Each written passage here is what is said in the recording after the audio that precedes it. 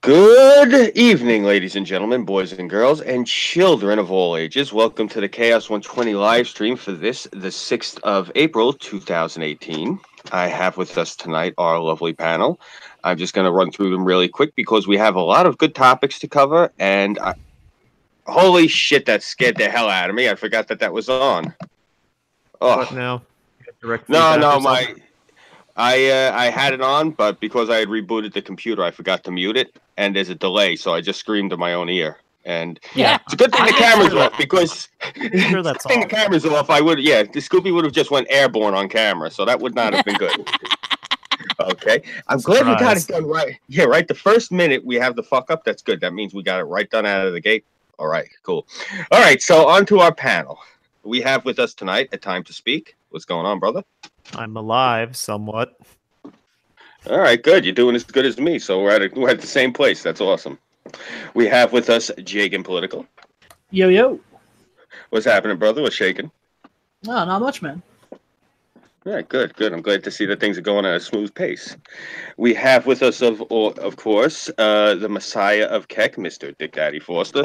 I'm in love with a Mexican. Awesome. I know how that is. My wife looks like she's Mexican, so she's Mexican passing. Oh, there you go. They're cool people, man. They're cool people. Especially they can hook up eggs like nobody's business. Ah.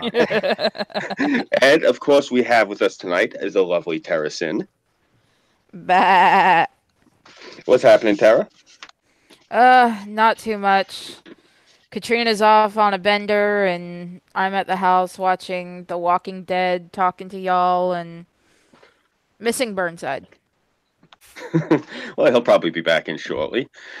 Just curious, when Katrina goes on a bender, does that involve alcohol, or does that involve, like, basketball players? Alcohol. I'm sorry, I couldn't resist taking that shot at her. She's a sweet girl, though. I do like her. I just couldn't resist. And we have with us, Irv! How you What's doing, up, man? brother? How's it going? It's Jeff Goldblum! Oh, no. Well, I am so loving the new flag. That is sick. I know, right? Burnside's a fucking champ. New?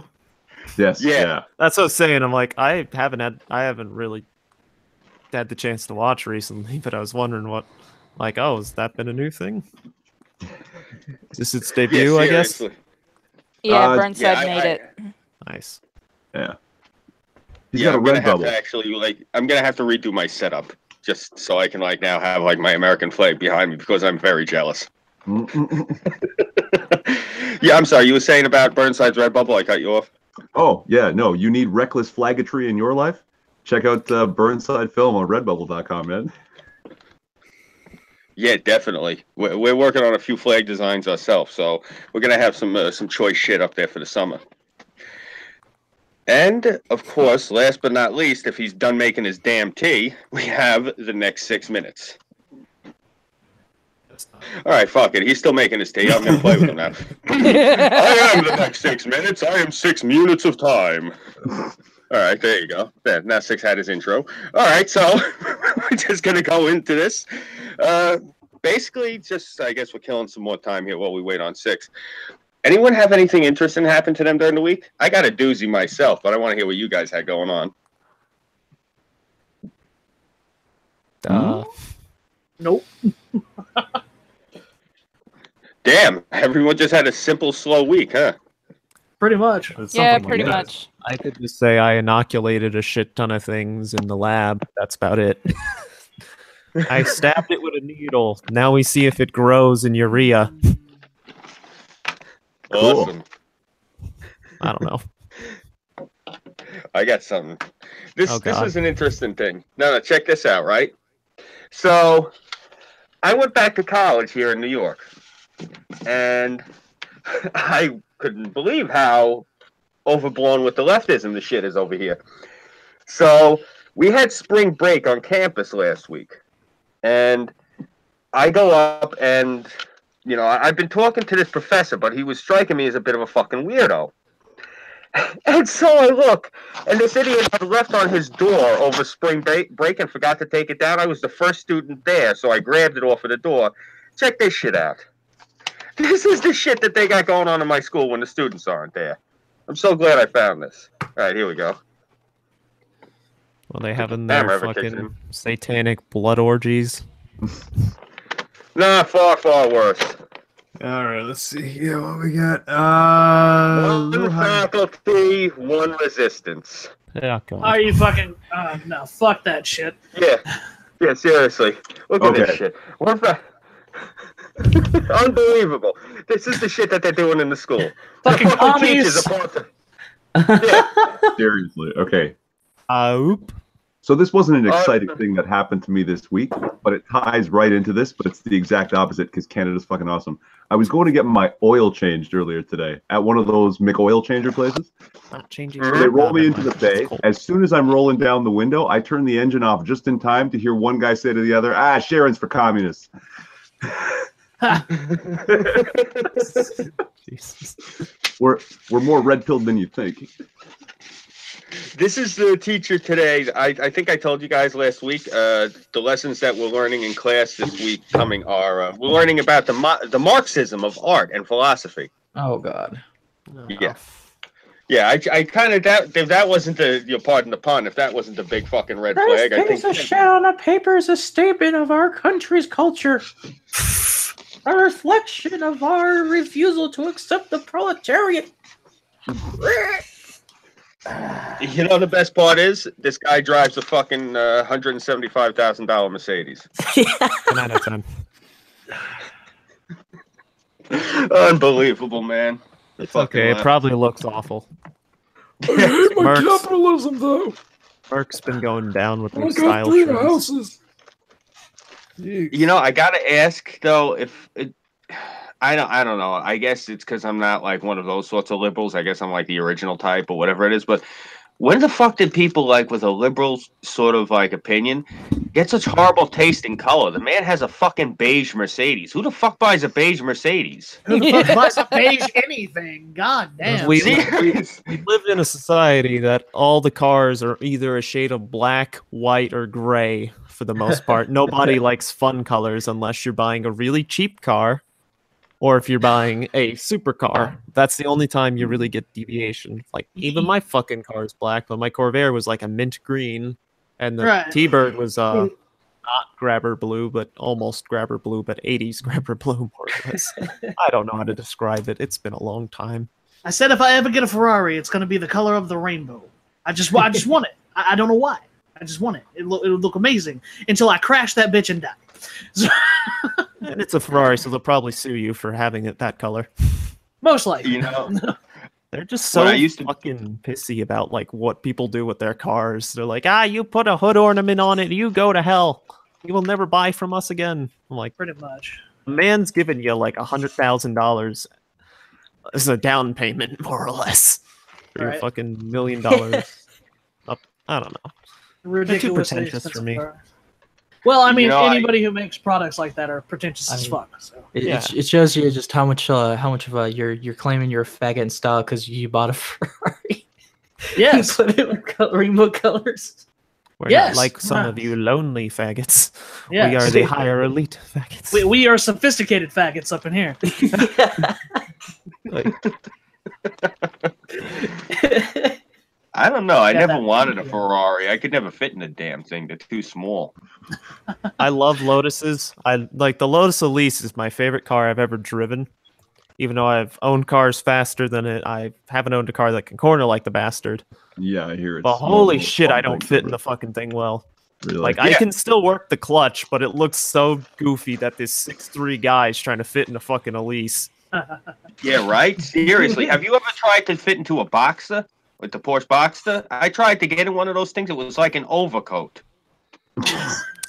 Have you ever been in an old Porsche? It's even worse. Nah, here's what's worse: a Ford Fiesta. It's like a 72 I own one of those. Oh god, 2.3. fucking hate that.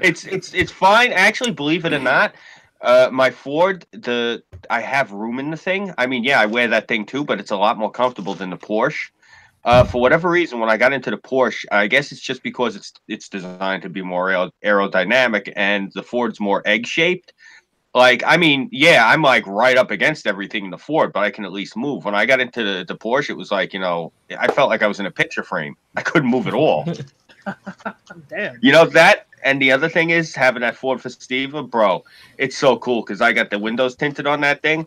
I get pulled over, I get out. I'm 6'2" and like 250. So there's been times where people have like I've been driving, they just see the little car, so you know like they get a little saucy. Get the fuck out the car, asshole! I'm gonna kick your ass. So then I open the door and I get out, and the whole car like lifts up 3 inches, and they like look up like, oh fuck. Well, It's like that This was a poor scene decision. from the Simpsons where that fucking like 7 foot tall dude came out of that super tiny compact fucking Chinese car. He's Yeah, just you know, the tall guy in the Volkswagen. There's been times where I've been tempted to be like, do you have a problem with me while I'm driving my automobile? Everyone gets to drive a car, even the very tall. You guys remember that scene from Police Academy where Hightower and Steve Guttenberg's character Mahoney they steal that other guy's that other guy's car, and he says, "I'm not going to fit in there." Well, and then Mahoney jokingly says, "Well, you can just rip out the front seat. We'll sit in the back." Okay, so he does it. Just tears the fucking seats out. And God, it's been years since I've seen that movie. I remember the beginning, some part mid, and then the ending sequence. Not the ending sequence, but the ending. The only reason why, as a child, I ever watched Police Academy was for the guy that made the sounds. Michael Winslow. yeah. Yes. Oh yeah. And I just remember watching it on a marathon, stoned as fuck. So. Apparently he's still alive. I thought he died a while ago. He still does stand up too every once in a while, and he's still hysterical. I still, to this day, I watch some of his shit in Police Academy, and it still cracks me up. Like the thing he was doing with when he takes the metal cup and he can do the imitation of a machine gun. Oh yeah.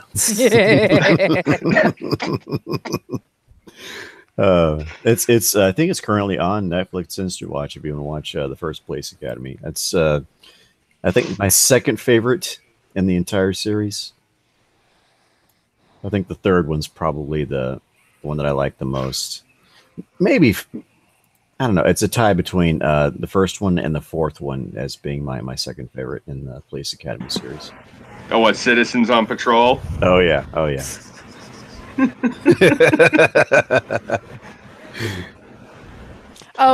the black chick, she's fucking hilarious. Oh, Hooks. Oh yeah, Do you know that she was actually wearing a fat suit in the movie? Yeah. Oh really? I didn't. She was not that big. Yeah. Yeah, she was wearing a fat suit because part of it, what was supposed to be, was they wanted to show her going through the training to slim down, and they wound up cutting that scene, so they just left her in the fat suit. So it's funny keeping her in the fat suit. Yeah, I used to have a thing for Hooks.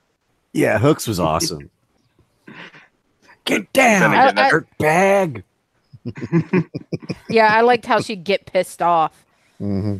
She'd go from this like this squeaky, whiny little voice, and then she'd just like fucking roid out, and it was like awesome. Oh yeah, it's good stuff. I just meant I dug a Scooby Plays in the Jungle. Oh yeah. I had this thing for Grace Jones. Dude, you live in New York. 80s. You are in the jungle. Yeah. Yeah, but that ugly chick, the one that's a lawyer for Insane Clown Posse, ruined it for me by telling me that black chicks just fetishize me. So now I got a complex whenever they try to kick it to me. You mean you don't like me for me? You just like me for my ethnicity? Yeah, seriously. They just want the cookie dough. Oh, Scooby knows exactly what I'm talking about. Yeah, I do, and I'm turning beet red because you said that.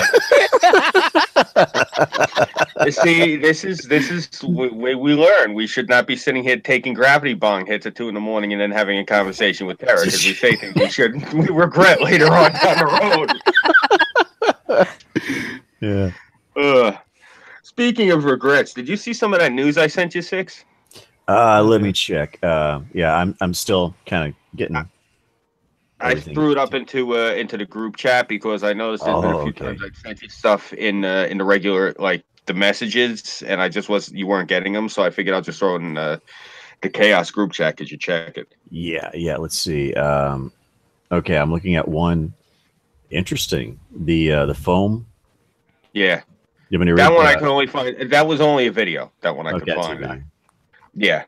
But basically what that is, they figured out how to turn steel into like foam. So that foam is actually made out of galvanized stainless steel. Oh, that's awesome. Yeah. I knew that they were doing some stuff with aluminum, using as an impact absorbing material. What they would do is they would inject like an inert gas into molten aluminum to make it kind of like a foamy, spongy material, and they're going to use it for impact absorption stuff. It's really cool shit. You got to look at that sometime. I think this is the same technique, but now they were able to move it up to like armor grade composite materials and armor grade. Awesome. Yeah, because you watch the video and they shoot it with a 308 and the 308 hits it and literally explodes like it's made out of glass. Oh, cool. Damn. Yeah. Yeah. They're like, yeah, this is a 308 full metal jacket round. And it just disintegrated. And as you notice, there's no mark on the foam. Just pop the copper jacket right off the lead and just like explode into splinters of glory. Yeah. Jesus. Awesome. Yeah, and the best part is they said, like, if a tank, just to give you an idea, if a tank weighs 12 tons with modern technology, now with this new advancement, that same tank will only weigh 4 tons. Oh, shit. Sweet. Yeah. Yeah, so I want to see what happens within, like, the next, between now and the 2020, because I'm telling you right now, I am so investing in General Dynamics if they start rolling out new shit with this new material, because this will be a game changer. Yeah. Yeah. Oh, God, Harold. Oh, my gosh. Reminds me of, I know someone was telling me about it back in high school when we were doing engineering stuff with robotics, with basalt. That actually using it, certain things that you could use it almost as, I think they were saying that you could use it as tires and other building materials. That seemed quite interesting. Sorry, it's been like 3 years, so.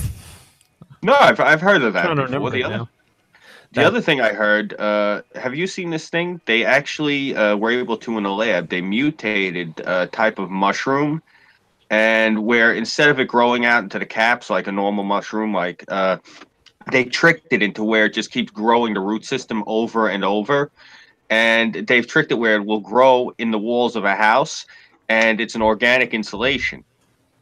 So now that's kind of cool. Yeah, Nice. and what it blows fiberglass out of the water, and unlike, because it's already a fungus, when it dies, it doesn't rot like normal. It just simply loses all moisture, so it skeletonizes. So it's basically like having like a soft form of coral. It's all spongy and it's in your walls, and they said that there's no man-made material that can match it. So that's cool. Yeah, it's amazing the shit that they're working on now in labs. As someone that does a bunch of shit with mushrooms, that quite surprises me. Sorry, I just got my interest dragged away because I have something running in the back. Oh. Well, if you really want to segue, I'm looking at this one that Scoob threw out here. It's a Republican Representative Ralph Norman whips out a loaded gun during constituent meeting. Oh yeah, I didn't read any of these. I figured I'd let you do it. Okay, let's see. U.S. Representative Ralph Norman, Republican, South Carolina, pulled out a loaded 38 special caliber Smith & Wesson handgun during a coffee and with constituents meeting in his home state. Sounds like a perfectly sound idea. Oh my gosh! Well, I hope it wasn't loaded. Let's see. Estate Friday alleged to make a point about gun safety, as he told the Post and Courier. The Republican congressman left the firearm on a table for several minutes as he discussed gun violence with constituents at a diner. Quote, "I'm not going to be a Gabby Giffords, Norman, a concealed carry permit holder, insisted later. I don't mind dying, but whoever shoots me better shoot well or I'm shooting back." He said he took the gun out to prove that guns don't shoot people. People shoot guns. Lori Freeman, who volunteers with the South Carolina chapter Moms Demand Action for Gun Sense in America, said she felt unsafe when Norman whipped out his gun and kept it on the table for much of the conversation. Well, I think the point he was trying to make is that when he's not holding the gun, it's he's not a threat. The gun itself is not a threat unless someone acts upon it, and then it becomes a threat, potentially, depending on the intent of the person acting upon the gun. Isn't it amazing that someone not only has to explain this to people, but actively demonstrate it to people? Yeah, and still, even though it's been explained verbally and with the visual aid, they still don't fucking get it because their politics are so much of a religion in their mind. It's like, fuck. Yeah, nobody wants to ever compromise on anything. Then it's like, one side will say mental health and then never do anything about mental health, and the other side will say we want gun control but never specify specifically other than just, they need to go away. Tactical looking in black. Get it away from me. They're racist. They're terrified of black guns. I'm pretty sure that thing's stolen my bike already. What the fuck? We gotta ban the guns. I don't want them stealing my bikes anymore. Oh, Yagan out, I guess. It's like, are they concerned that these black guns have bigger dicks than them? Oh. Well, I guess they got a bigger discharge. That's not a magazine. That's my package, and it extends. Oh, Jesus Christ! Oh, jeez, Rix. That's not a Ford. That's not a Ford. Ford Assist. That's my taint. I'm a big black gun. Big black gun. Got a big black gun. The girls want me because they got a bigger discharge than the white gun. I'm firing at a higher caliber than those white guns.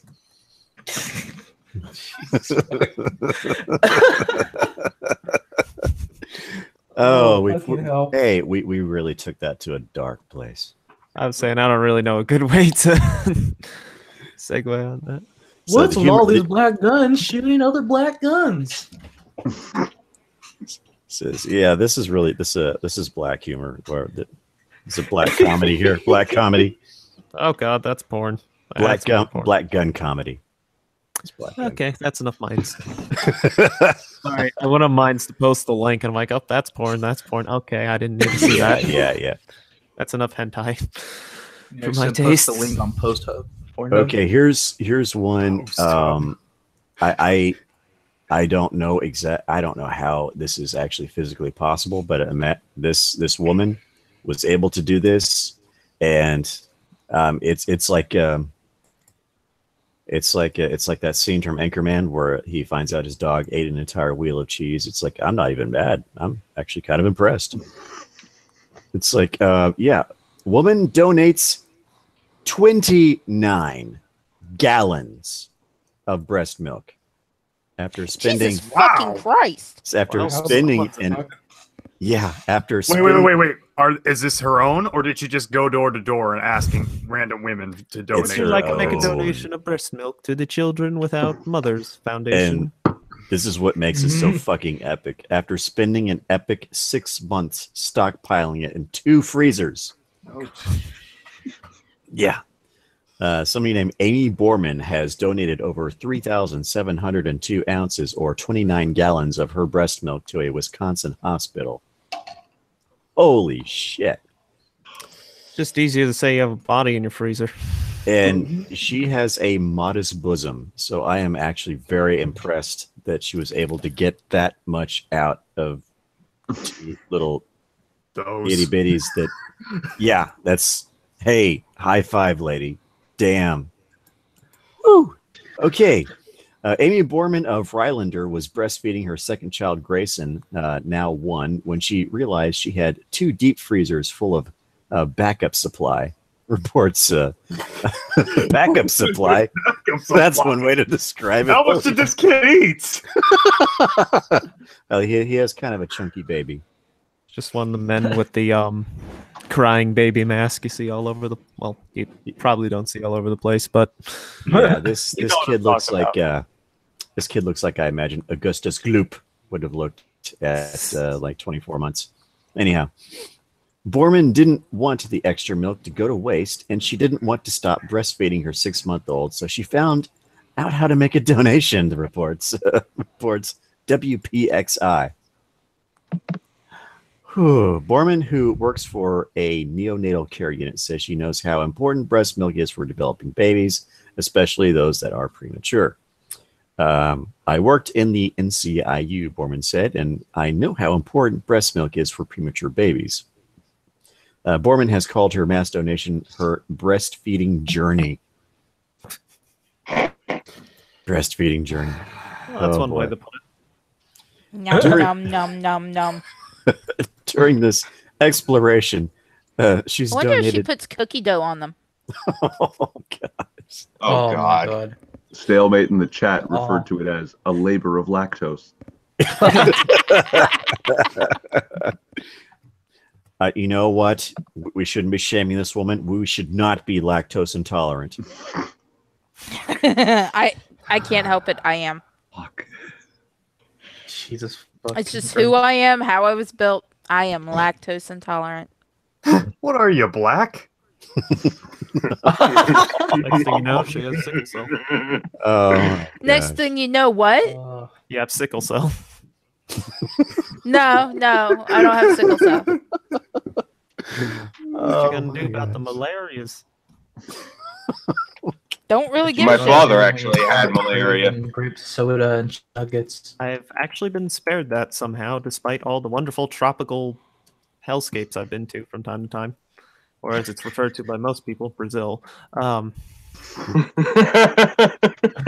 you managed to escape the bot flies. So I did have some maggots in my arm. oof. That was fun. Rip. Felt something in there, and then the doctor just kind of not pull them out, but you kind of like put a little oil, or I don't remember exactly what it was on them, and it makes it it plugs up the breathing hole. Yeah. And they climb out on their own because they can't breathe. Another reason I don't like Brazil. Yeah. Let's see. Oh my gosh. We're always looking for milk, said Luzen Leinkugel of Aspirus Wasau Hospital. It comes from all around the nation, the same way blood banks work. Okay, so this is a common thing. People donate that. Okay, I get it. Leinkugel said that Borman's donation was extremely generous. Yes, 29 gallons generous. Holy shit. Damn. Most women get between 2 and 5 ounces every time they pump, and pump 8 to 10 times per day. You do the math, she said. Borman says while pumping milk was hard work, and it was an amazing experience. That it was an amazing experience. In order to be approved to provide a donation, all she needed was a bit of paperwork, lab tests, and notes from her pediatrician, ensuring her son would be well fed, even if the mother donates. It's such an easy process, and I would hope that if other moms had extra milk, they would donate too. It's totally worth it to keep it a little longer. Every little bit goes a long way. I don't know how to respond to this. I'm such lost for words. Oh boy. Oh man. Went for Yagan to come back. Like, what the fuck's going on here? Apparently a woman donated 29 gallons of her own breast milk. Yep. Christ. Coming next week, the man that donated 29 gallons of semen. Well, when you look at this woman, it's hard to fathom how someone this slight was able to do that. Maybe that's the reason she's so slight now. Well, we've officially irked my roommate a little. He's wondering what the fuck's going on. Yeah. Let's tell your roommate. The story was about 29 gallons of breast milk. Okay, it's complicated. It starts with 29 gallons of breast milk. Does he want to know what's going on now? He just said that doesn't help. I think he's officially. He's just waiting to die as usual. He's gonna die from like terminal eyebrow cock. Jesus Christ. Terminal Spock. Terminal Spock. What? You know how when Spock does this eyebrow thing when something's fascinating. Now I got to do the what's her name? Barbara is. Oh my God, am I this bad with pop culture? Barbara Streisand, fascinating. Baboda, baboda. It's Mecha Streisand. Oh yeah, that was my favorite is from South Park, Bigger, Longer, Uncut. Fuck, shit, crap, Barbara Streisand.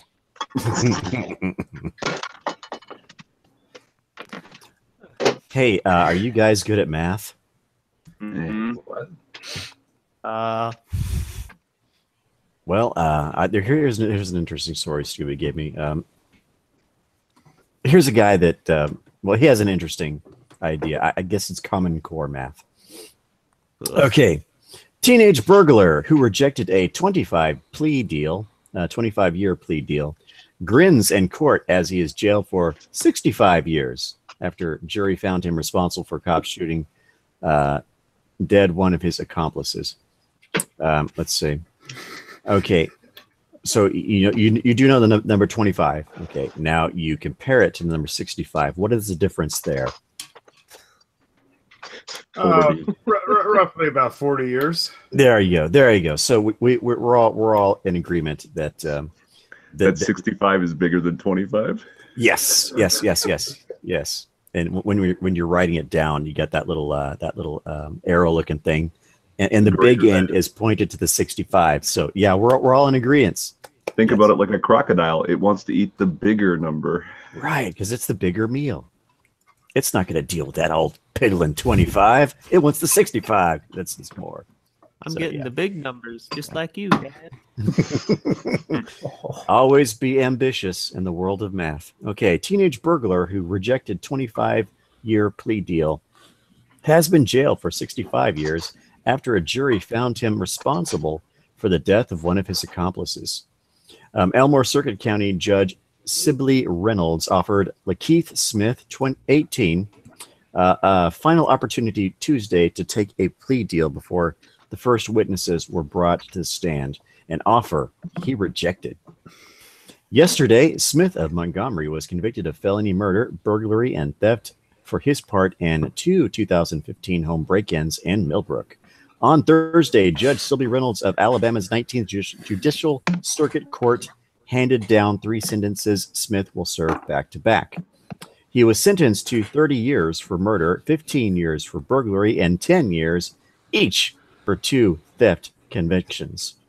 Despite the drastically lengthened sentence of 65 years, Smith grinned and guffawed as the judgment was read. Later, he flashed a broad smile as he was led from the courtroom, said C.J. Robinson, Chief Assistant District Attorney. I don't think Mr. Smith will be smiling long when he gets to prison, Robinson told USA Today. We are very pleased with this sentence because the sentences are consecutive. It will be a long time before he comes up for even the possibility of parole, at least 20 to 25 years, he added. Smith was tried under Alabama's accomplice laws and was found responsible for the acts that led to the death of Adante, that's A''Dante, Washington, 16 of Montgomery. I guess his mother didn't want to be so specific as to call him the Dante. Right. He's just a Dante. He's there's a lot of Dantes out there, and he's a Dante. He's one of these Dantes. He's not the Dante. He's a Dante. Okay, I get it. He's not the Dante, but he's my Dante. Yeah. And my Dante is a Dante. Okay. Alabama's accomplice laws states a person is legally liable for the behavior of another who commits a crime offense if that person aids or abets in the first in committing the offense. Smith did not kill Washington, who had taken part in the thefts but was found responsible for his death. Members of the group, including Washington, fired shots at Millburg police officers who responded to a burglary call in February 2015. When Washington, armed with a .38 caliber revolver, ran towards one attending officer pointing a .38 caliber revolver in his direction, the officer fired his police-issued sidearm 4 times, killing the boy. An Elmore County grand jury cleared the officer of murder and declined to release his name. The fault of Washington's death fell in part on Smith, the court found. The officer shot a Dante, not Lakeith Smith, Smith's lawyer Jennifer Holton said. Lakeith was a 15-year-old child scared to death. He did not participate in the act that caused the death of a Dante. He never shot anybody. Jadarian Hardy, 22, Javarski, Jhavarske Jackson. What is and he, black? I think all these kids are. I hate to assume somebody's race, but holy shit, they're not making it. They're making it very hard for me. Anyhow, Javarski. I got a Jackson, feeling if you're named Mike in that neighborhood, you get made fun of. Yeah. Javarski Jackson, 23, and La Anthony. Yes, La Anthony. God. That's French for Anthony. Just as a Canadian, I thought I should translate for you guys. Yeah. Yes, the Anthony. You see, his mother thought he was special. Yes, he Not named like the A. Dante. I'm surprised his accomplice isn't B. Dante. And I think A. Dante's mom likes La Anthony more than she likes a Dante. Oof. Yeah. Anyhow, La Anthony, Washington, 22 of all pleaded guilty of felony murder, burglary, theft. Court records show. Yeah. They await sentencing. Well, we know what happens to what's this kid's name again? The Keith. They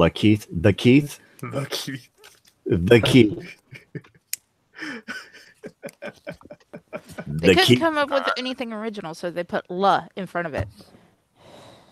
Like LeBron. You see that a lot. I think that derives largely from Creole culture, of the mixture of the French and English speaking.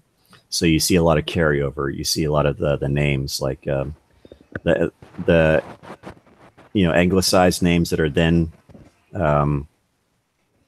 with the French suffixes, not prefixes. Sorry, prefixes. I know what you're getting at. It's Latin and phonics are always funky. Two things about this. First, what's up, Outlaw? I didn't get a chance to say hello to you earlier. Thanks for joining us. Hey, Scooby.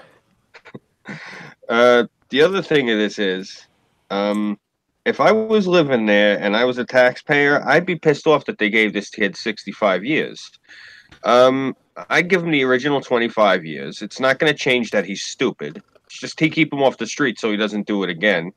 I don't want to hit this kid with another 40 years because I'd have to pay for that. And at the rate of inflation that's going up, it's in 25 years, the amount of money that it would cost to keep him in, the extra 40, it's not worth it. He's going to be, at that point, he's going to be probably a middle-aged man. If he had learned a trade, which is what they should make him do while he's in there, release him the fuck back into the population. What are we going to... Okay, he's a moron. He's a teenage moron. You hit him with the 25 years. There's no reason to hit this kid with 65 years. It's going to cost us a fortune at the end of it. And it's worth... There's no point to it. Maybe that's what he figured out, and that's why he was smiling when he got out of there. Yeah, that's part of the thing. That's part of the thing. My thing is, he's 18 years old. You give him 25 years, he'll be... he'll be like in his early 40s. Stick him in a fucking someplace, I don't know, working anywhere. Teach the guy some sort of a fucking trade or something. It's just to me, they get 65 years on the taxpayer's dime. So but jailing people for occasionally, just jailing people and leaving there works so well for the U.S., doesn't it? With our good old-fashioned for-profit prisons. Yeah, I don't see where there's any profit coming out of it. You know, me personally, I look at it this way: if you're going to give somebody 5 years if they're going to do a burglary, how about this? Instead of giving them 5 years, you give them 5 months, or you put them in a fucking mine. You put them out in the field. You know, you put them. Oh fuck, I don't know. You put them anywhere that you need somebody to do hard back-breaking work. You put the assholes who are snatching purses. You know, that's all. Like, if you get the white-collar criminals, no, don't waste them putting them out in the fucking field or put them in a mine. You put them in the DMV. You chain them to a desk, and you fire all the people at the DMV who don't do their job. Makes you more efficient. Incentive. I'm sorry. Yeah, seriously. Look, I'm sorry. I'm old-fashioned. You become if you're a criminal and you get put in the system, you're state fucking property, and we're going to use you to the best extent to the state. That's all. Yep. God, I turned into my father. That came out of left field. Oh, man. Well, you know, when you don't do that, you end up becoming the UK. And there's another story that you threw over to me, and if I can get through the stupid ad that's playing, I can get to the story. Okay. All right. So here's the thing. Go away, ad. Let's see. London crime wave shock as 6 teenagers are stabbed in 90 minutes. I saw that earlier on Twitter. And I actually went on Twitter for my daily dose of shit posting on sometimes Rational Outlaws Twitter. Yeah, it looks like somebody took a stab at creating a crime wave here. Let's see. London. Okay. Shocked residents of the British capital called for an end to surge in violence that now includes 6 teenagers stabbed in the space of 90 minutes. The incidents came days after London's murder rate surpassed New York City's for the first time. At least 55 people have been killed in London in 2018, over 30 of them stabbings. Police in the Tower Hamlets borough of East London said Thursday that 2 15-year-old boys were taken to the hospital with serious injuries after they were stabbed at about 6 p.m. local time.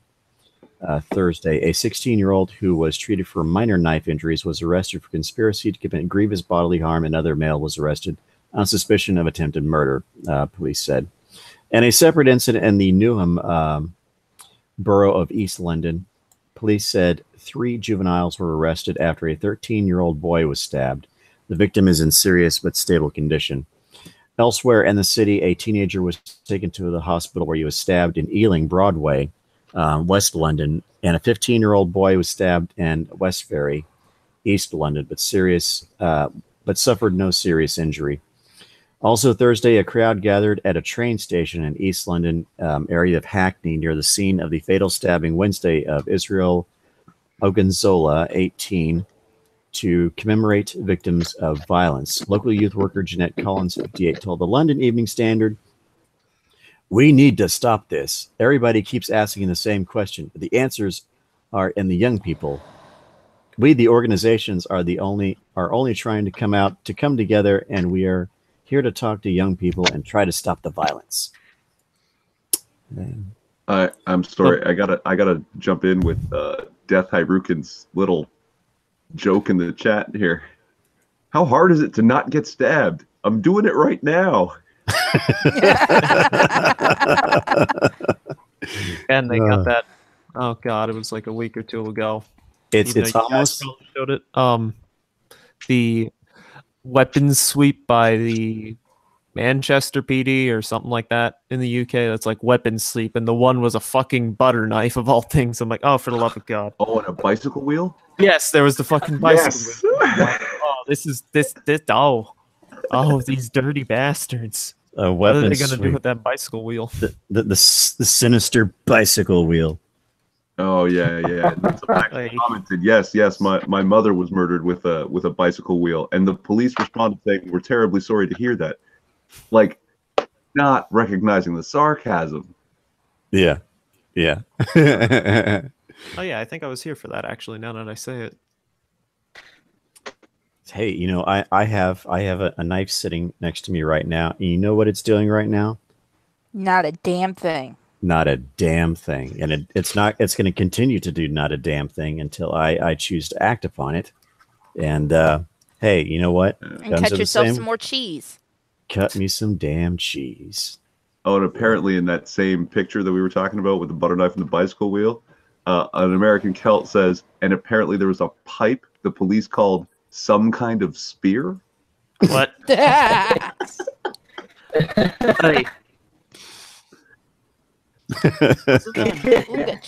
In the UK, and there, I called the plumber to come on over and replace my pipe and under my sink, and he brought some kind of spear with him. Do you want to know how trigger happy they're getting over here? I seen it in the paper yesterday. I didn't even make national news. I'm guessing the guy looked like he could have been Spanish. He could have been Italian because of the photo was grainy and he was far away, so I can't tell. Not that matters, but what happened was he was, I guess, like dicking around with his friends. And when I say dicking around with his friends, this guy looked like he was older than me. He looked like he was in his mid-40s. The same with his friends. But he had picked up what looked like, I guess, it was some sort of a pipe fixture. And the coloration and the shape of the thing and the way it looked like a revolver. And he picks the thing up and he's like, "Well, look at this thing. It looks like a gun." And he was showing it to his friends and he's like, he pointed it at them like, "Yeah, give me all your money." Like fucking around. And the cops ventilated him. He's dead. Oh my God. Guy's just standing on his corner, picks the thing up like, "Wow, look at this. It looks like a gun." And the cop shot him to death. Hey. Wow. They're like getting real. Yeah, I'm actually a little nervous now. This happened like I think right over in either Brooklyn or Queens. I just glanced at the paper. And all I did was look at it. And I'm like, okay, I'm glad I'm going into the Bronx today. Oh, the Bronx, where I got stabbed. Next thing you know, they're going to think your cane is a sword. Yeah, I'm actually getting nervous about that. You know, that's Do I spy a scabbard? Yeah, right. I actually, I'm glad you brought up the cane today, Tara, because I was mentioning it to it today when I was at the college. One of the kids asked me. He's seen that I have the body cam that I bought. He's seen I had it on my sweatshirt. He's like, "What is that, a GoPro?" I go, "No, it's an Ion. It's a little body cam I bought. It's a personal body cam you can wear." I said, "This is, because in the spring they usually have like they have like their rallies and shit up here." I said, "This is in case because there's not a lot of cameras on campus." I said, if like a bunch of communists try to jump me and I fuck them up, I said, if there's a few of them against me and they all try to say, well, we were minding our own business sitting there with our hammer and sickles and he came over and started fucking with us, I can whip out the film and be like, nah, these guys were sitting there, being communists, getting down on their fucking, bread line. And I said something to them and they attacked me. So I'll have the proof. And so I told that to these kids. They all look at each other like, what the fuck do you mean there's communists on the campus? I go, yeah, there's communists. I didn't realize. I was just talking to these kids. They were all thugs. And I said, yeah, they said that this thing is a symbol of oppression. These fucking kids wigged out. They're like, what the fuck do you mean that they said this is a symbol of oppression? And I explained it to them. They're like, yeah, where are they? I'm like, bro, they're just random communists. It's funny because it's that studio class I was telling you about, 6. It's once a week. It's a mythology class. Mm-hmm. And I haven't seen any of these kids on campus anywhere else.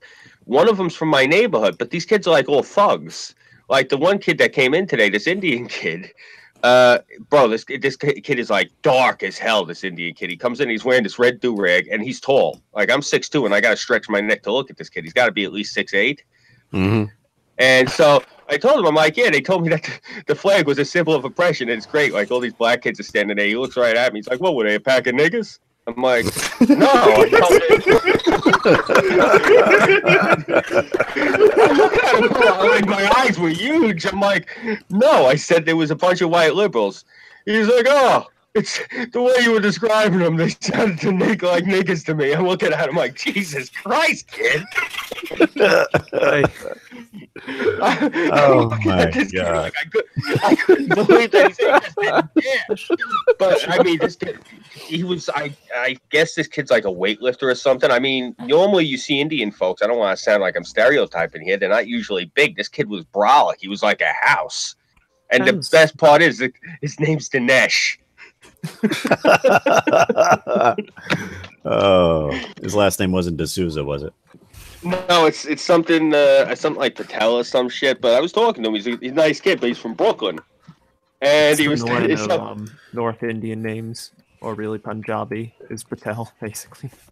Yeah, so this kid goes like this to me. He's so we're talking, and the kid who first brought this shit up and sitting there, this kid, the one who started freaking out when I told him it was a symbol of oppression. This kid was Spanish. He had he looked just like Be Real, but he had glasses. And so the big Indian kid goes like this to me. He's like, and he says it in front of the Spanish kid. He's like, yeah, they're not Spanish gangs, are they? He's like those fucking Spanish guys. All they ever want to do is stab people. So he looks like the Spanish kid. He's like, you know what them gangbangers are, you? This guy, like, are you out of your fucking mind? Hey. God, sounds as upfront about my cousin that's a fucking cop in Brooklyn. Actually, no. Yeah, I forgot where he is in Brooklyn. I love the matter-of-fact nature of all these conversations here. Yeah, seriously. I had such a great day. I came home. My wife's like, why are you smiling? I'm like, okay, apparently my class is full of young Republicans. Seriously. I mentioned communists, and all of a sudden the conversation stopped, and they all turned to like, what do you mean communists? I'm looking around like, oh okay. Did I strike a nerve? Yeah, so I told them, and all of a sudden now, like, they were all on their feet. They're like, nah, fuck that. Where are these guys? Point them out. I'm like, nah, guys, I'm just talking random. These were a bunch of kids last semester. Like, you seen them on the campus at all? Like, nah, not this semester. All right, you're gonna grab us, right? If you see these kids, like, okay, yeah, sure, whatever. Do they not notice them themselves when they're on campus? No, that's the whole thing. Because, like I said, I didn't realize till I was talking to them, because I mean, they were saying, like, again, you heard some of the language they were using. They were using like some really not politically correct language. Like, I was actually starting to feel uncomfortable hearing the way they were talking. Like damn, guys, we're gonna die. That was language that would make SJW paint peel. Seriously, like every slur you could think of, these kids were throwing out. I mean, like, holy shit, the opposite of politically correct. Like I say, my cousin's a fucking cop on precinct 16, I think. It's Coney Island, the wonderful street where there's a fucking shooting every other day. There's like every other day someone ends up dying over here. So he's probably over by Neptune Avenue. Probably. It's been ages since I've been over there. Well, I'll tell you, I told everyone on the show, Six loves it when I tell this. Coney Island is a lot different now. A lot different. You go there now, no one fucks with you. No one will fuck with you. The Russians run Coney now. And if you look like... This time I remember demographically. Yeah, but I mean, Coney is like their personal playground. And the blonder and blue-eyed you are, the safer you are in Coney. Like, seriously, I'm not even joking. When I was there probably like 4 or 5 years ago. And I mean, there's people from the islands all over the place. I mean, it's fucking Coney. And they were having a Caribbean music festival. And I'm sitting there and I'm like, well, I mean, we were the only people who were not black on the boardwalk as far as I could see. But we weren't getting bothered at all. But then all of a sudden, all these people started like knocking into us. And what it was, they were clearing a path, and the music got really low, and everyone stopped hopping around and hooting and hollering. They started behaving themselves for a few minutes. And what it was this group of like 2 or 3 little white kids playing, walking down the boardwalk. And behind them was this old man in a 3-piece suit, rings and jewelry and shit, and this woman decked out in a white fur coat dripping with diamonds. Oh, that shit. Right? Fucking now they're walking everywhere. Yep, and they're walking down the boardwalk, and these people gave them at least a 20-foot berth on each side. So I asked one of the island people, I go, who the fuck is that? So he goes to me, that's the godfather of Brighton Beach. I go, oh, what it was? Yeah, he was the fucking Russian godfather. So we're going back to the car after the festival, and these 2 guys stopped me up on the walkway. Not that they stopped me, they were walking towards us. Now, bro, I'm 6'2". I had to crane my neck to look at this fucking guy. He looked exactly like the bouncer in John Wick. Hey. So yeah, he's looking. This guy's looking down at me. I'm looking up at him. He sees my wife. She looks Mexican, and my two nieces I had with me were my sister's kids. They're both Arabs, so that's strike two. So he's looking at these brown folks I got with me, and then he's looking at me. He's looking at them. He's looking at me. So then he talks directly to me. You'll have a good time here? Yeah, man, I had a great time. You Don't from come back. neighborhood? He goes, you from neighborhood? Nah, I was originally from Queens. We moved out east when the neighborhood fell. I just brought my nieces here today to go to the park. You have a really nice neighborhood here. Oh, thank you. No one give you any problem? No, we didn't have any problems. So he looks past me over at my wife and leans into my ear. You have good family. Anyone fuck with you? You tell them you know Sasha. Okay, sure, no problem, man. That's fucking reminding me of the old Italians back. Yeah, seriously. So, well, I walked to my car. After I talked to this guy, I'm walking down the staircase, and you can see I was at the top of the stairs. I start walking down the stairs. There's this group of black kids down at the foot of the stairs. As soon as I start walking away from him, bro, they fucking disappeared in every direction. They're fucking terrified of those Russians. Yeah, speaking of, I'll put it in the chat now. This is my grandmother's cousin. That he says it's my great-grandmother's fucking last name still. Jesus, some of the people fucking connected to the Bananas when we were a kid. It's like, oh yeah, don't insult that guy, Andrew. They're like, it's very thing that you be nice to them. Speaking of Bonanno, when he moved out west to New Mexico, he actually moved down the street to where my parents were living at the time.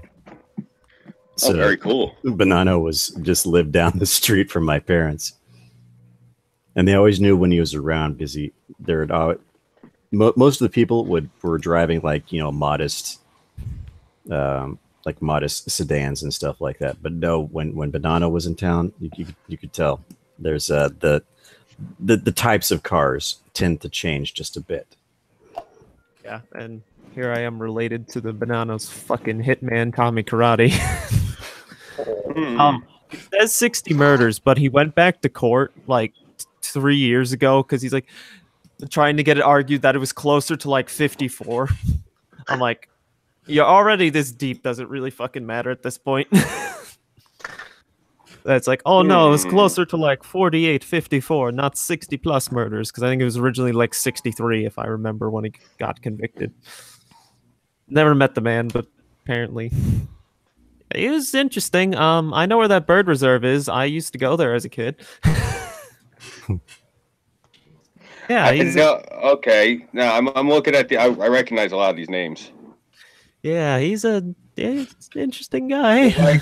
I'm looking at the trial. Captain Rosario Ganji. I went to school with his fucking imbecile nephew, Pietro Ganji. Pete Ganji's an idiot. All right. Let me see. Who else do I know off of here? Yeah. I know Dominic Trinicara Jr. He's an idiot, too. Who else we got off of here? Let me see. Phil Carlo, I think he knew the old man. That's the biographer, I think. Yeah, he came around and was asking questions once. The old man didn't know him formally. He spoke to him once. Let's see, who do I know off of here? The old man knew Tony Mira very well.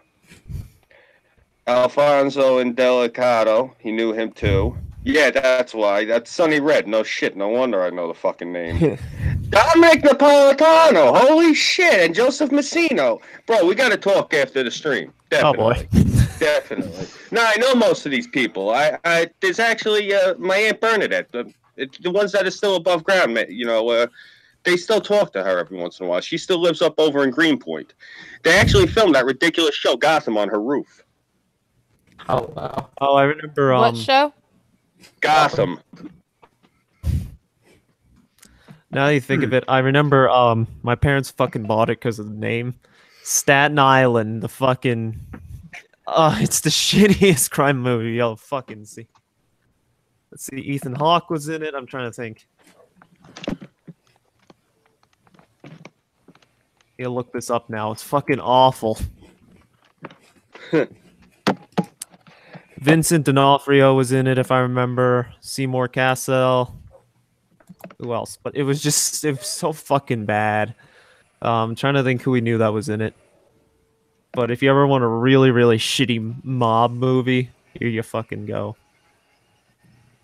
What's it called? Staten Island?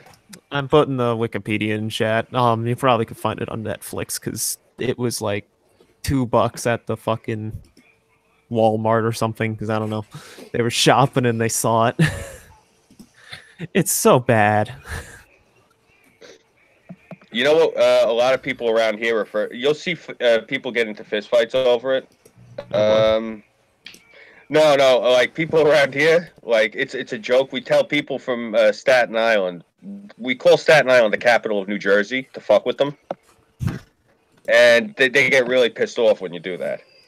Yeah, but from where we were, specifically, not even like us with the Italian. Well, what was the Italian side? Now it's mostly everywhere is the Hispanic side now in Staten Island.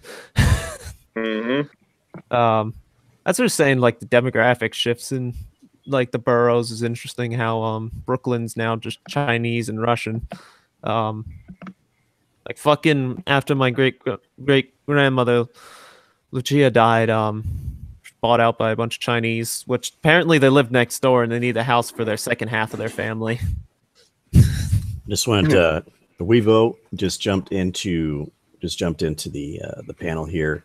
Hi. And I just wanted, this on behalf of CHAOS120, happy birthday. Oh. Yeah, happy birthday. Happy birthday. Happy birthday, Weebo. I didn't even see you jump in. Happy birthday. Yeah, I'm stealth like that. What up?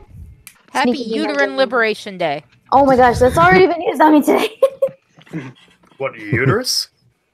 No. Oh. But I will say, technically today is not the day that I was born 20 years ago.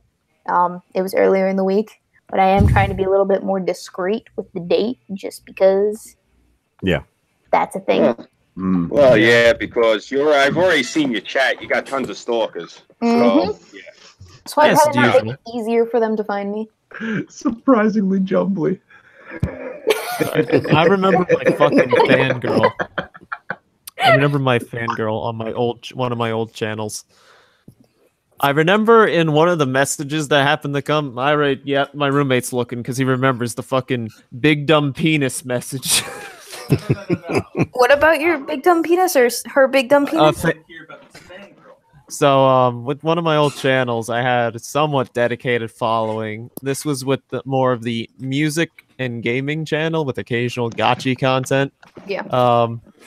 There was this one fangirl that I remember just receiving a message one day after, like, it was always someone that always would be like, "Hey, it's me," in the comments and shit. Be like, "Oh, hello." Like, I remember him and her and this one kid named Nikolai every 5 seconds in the comments.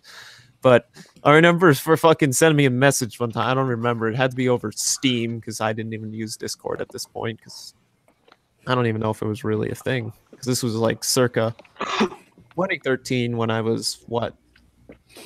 That's 5 years ago. I'm fucking 15 or something. And this like 20-something-year-old messages me. It's like, "Hey, if you ever do a fan meetup, I would love you to put your big dumb penis inside me." And I'm like, ah. Okay. Another one wants the cookie dough. Oh God.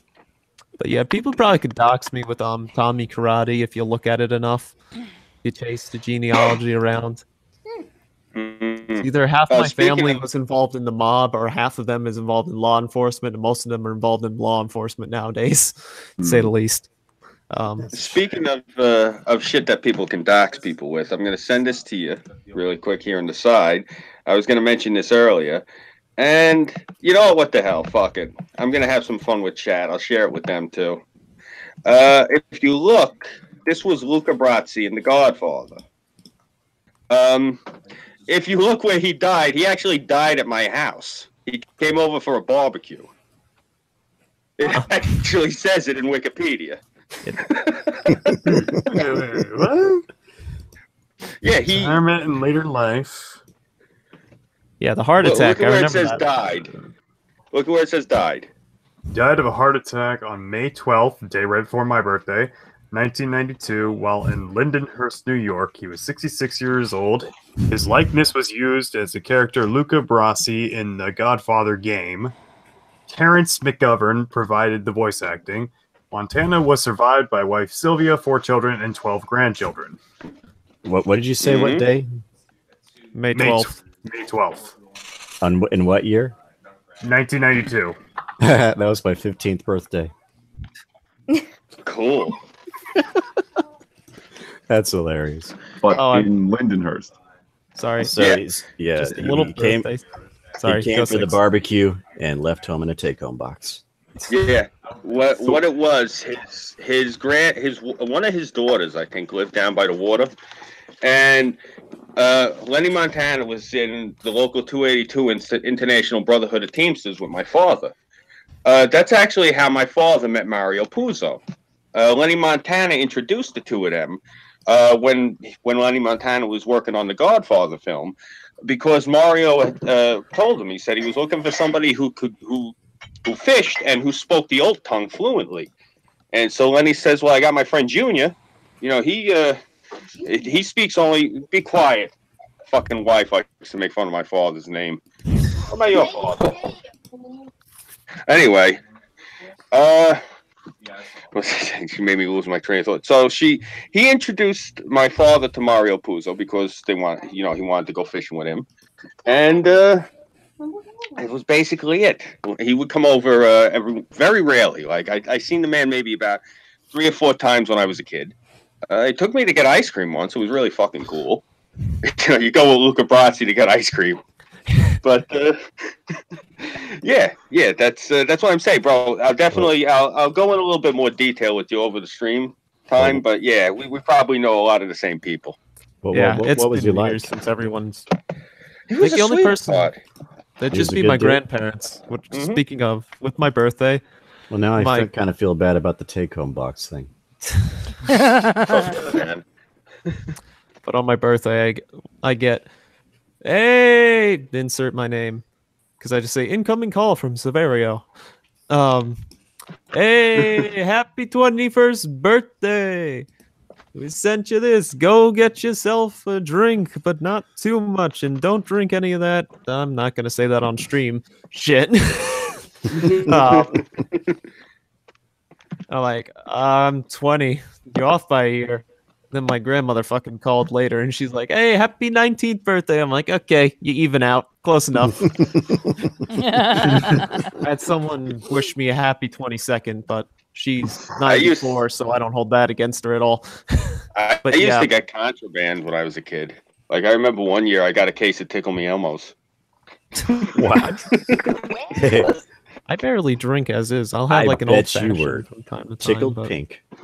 Oh yeah. I unloaded them for 800 each. A couple of days, 2 days before Christmas Eve. Kick ass. Yeah, the same thing. Like, one of my friends goes like this. He says to me, he's like, Scoop, don't you remember when you were a kid? You know, didn't your parents have to wait in line? You know, like to get you a Nintendo when it was sold out. I look at him, I go, what the fuck are you talking about? My father was a Teamster. What line? God, it reminds me. Merry Christmas. Here you go. Here's 3 Nintendos. My grandfather was a dock worker, so whenever cars would be going, there'd always be the little, oh, look what's coming off the boat today from Europe, even though he hates that German shit. Or no, I think he called it Jerry shit or something. Jerry shit. I'll tell but you what, he's like, if you're ever wanting a car, you can get it pretty fucking easy when we take them off the boat. I tell you what, I extend this offer to anyone that I'm streaming with right now. If you make it out to New York and you got the bread on you, we'll go out to Brooklyn a certain day out of the week, go to a certain part of the neighborhood, certain time of day. That's when the truck pulls up. You got the money. Anything on the truck is yours. Oh. Well, I got to get me some folding cash. There you go. So So I would like about 6 wheels of Parmesan cheese. That's basically the next time. I'm talking I got screens and mint toast, and this guy's talking cheese. Yeah. I know, but speaking of, that was another care package I got for my birthday. It was like 6 things of mozzarella from fuck, what's their name in Brooklyn? I should know this shit. We've been there so many fucking times. Oh my god. Hey, I was brain farting a lot earlier today, so no shame there, man. Yeah, because I got a bunch of mozzarella from there. Some meat from my cousin's, not cousin, we call him cousin, but he's the uncle. This butcher, because he's a butcher. And then from Spumoni Gardens, if you ever been there, which it's still like L&B's Pizza, if you ever heard of it in Brooklyn. We got that, which it's still pretty good considering the one owner got murdered in a robbery with $20,000 on him, and that $20,000 happened to be there. Let's just say him and the Russian mob didn't get along well, apparently. So one of the owners got axed like a year ago or so. But it's still good considering. Speaking of earlier today, Weibo. Yeah. 2 things. I wanted to say thank you for putting the link in the Chaos stream. I'm sorry I didn't get a chance to hop in. You didn't put it up till 5:35, and my wife gave me till 5:30. She was like standing over me, like, if this girl does not send you a link in the next 5 minutes, we're going to Popeyes. Oh, till 8:30, so that's a thing. But like at the same time, like I didn't get the link to the Hangout until 5 o'clock, and I didn't send it out until like then too. Like. Yeah, no, it's okay. I felt horrible because we're sitting there and, you know, like we're sitting in Popeyes and she's inhaling a chicken. And she's like, "When you have a pus on your face for?" I said, you know, I promised this girl I was going to hop in with her. I said, and I'm sitting here watching you fucking inhale chicken when I should be on the stream with her. You're going to have your stream later. You can play with your little faggot friends then. I go, yeah, that's nice. You got to give your old lady a high five for that. That was awesome. Your little bag of friends. I fucking love that. I know. In her defense, I fucking love Popeye's biscuits. Those are My parents always get, every time I'm at home, it seems that's the only takeout they get, which I'm kind of okay with it. I just feel like I'm gonna have a heart attack. They always fucking get KFC every time. I'm like, I go to KFC for only one reason, and it's to buy their gravy. Yeah. I like their chicken pot pies. I have not had one of those. Potato, chicken, popcorn, chicken thing. I don't remember what the fuck it's called. I just get like a simple breast, and I'm like, okay, this is more than enough for me. I already feel like I'm gonna have a fucking heart attack. In my hometown, the KFC knew me. They knew me as the gravy guy. So, guys, I actually have to dip. I feel bad because I have to dip like right now because I still have to film my video. Hey, it's okay, birthday girl. Stream went a lot longer than I intended it to because there were just a lot of people showing up, and we were having a grand fucking old time. Yeah, you're finally doing the trap reveal. Yeah, we'll get around to that eventually. Trust me, it'll happen. Just she will fell a tree with that trap schlong. That will be 100,000 subscriber special video. How's about that? I think that was one of the things that made me laugh and sub to your channel originally because it was right before the ranting monkey shout out. Oh, really? Like, I think you're at 320 or so. Yeah. I was something around there. I was like paying attention with mines and everything. Mm-hmm. And I just see this. I'm like, this is gonna be an interesting channel. That's what they all say. So the first time I actually talked to Weibo, she, a friend of hers, and Plain Speech, we all played Cards Against Humanity, and it was a fucking blast. Yeah, that's the perfect bonding exercise. Stream for, I believe, 5 hours, well into the mid-morning, the early morning of the day. That was fun. That was fun. Actually, the stream ended up cutting out, I think, 4 hours in. So for a solid hour, we weren't streaming, and we didn't realize. Yeah, I jumped in with you guys after your stream kind of shut down, and I was just in the Hangouts. It was great. I enjoyed that a lot. Actually, Plain Speech is the first person I ever streamed with. He's a good dude. Wow, it's so sad that we don't get to stream with him very often anymore. Yeah. I'm trying to well, hopefully that'll be remedied soon. Yeah. Yeah. Yeah. We'll talk about dogs in like March before I went AWOL for a month. So I'm so looking forward to the video that Weibo does in the future where she gets her silver play button for 100,000 subs, and she snaps an oak tree in half with her trap schlong. It's gonna be a fucking blast, man. I have enough time to figure out what I'm gonna do for that video. It's gonna be great. Work on your technique. Work on saplings. Build up your strength. My stamina, my dick stamina. There we go. I will do that. All right. Weeboo. Yeah. What are you doing tomorrow night at around 9 o'clock? Tomorrow night at around 9 o'clock. Hang on, let me see my calendar. If you're about to invite me to a stream, let me assure you, I might. Yeah, no, I am on the Litterbox podcast. That's why. All right. You're gonna have Who the hell is the Litterbox? So do you guys know his name on here is Fatty Catty? Sounds familiar. Yeah, it rings He's a bell. known of me since we've known of each other since I believe I was at like 300 some subscribers. I was on his podcast once before. Doesn't he stream the Satyrtician? I don't know. Maybe? No, I hear the name Fatty Catty. I got this picture in my head of somebody that looks like Big Gay Al from South Park. He's got a small channel dedicated to like the news and stuff. Throw his info in the side chat there. Yeah.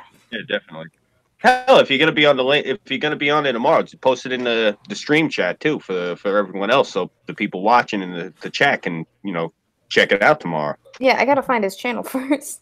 Mm-hmm. Yeah, I'm just saying. Hang on. Yeah, Foster, you'll have me, who will probably be too burnt out going over human immunity and fucking pathways for fucking phagocytes. I may not be able to do adamantines. Oh, I may not be able to do adamantine stream tomorrow because I have to film an episode tomorrow. I'm just glad you're not upset I missed your stream, Weebo. I felt horrible. I was really upset about that. I get it. It's totally fine. You gotta do what you gotta do. Real life comes first. Me and her had like a bit of a domestic over I understand. All right, I put the channel in the side chat.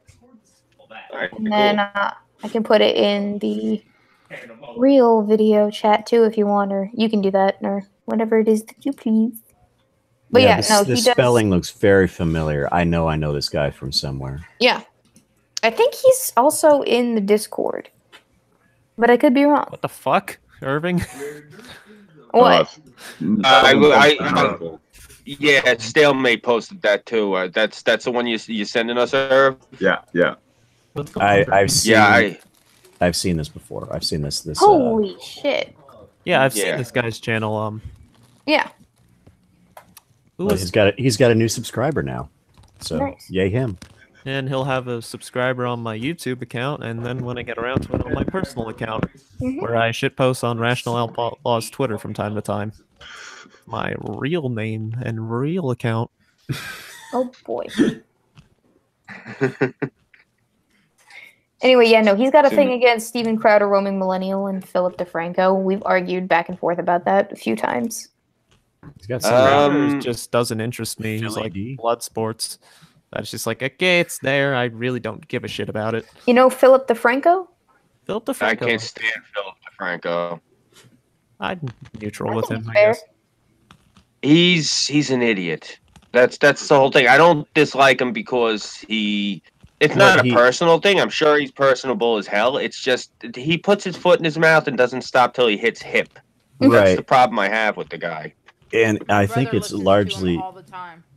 I think it's largely because he wants to stay as middle of the road as possible to a fault. Yeah. To a really big fault, and it makes him annoying a lot.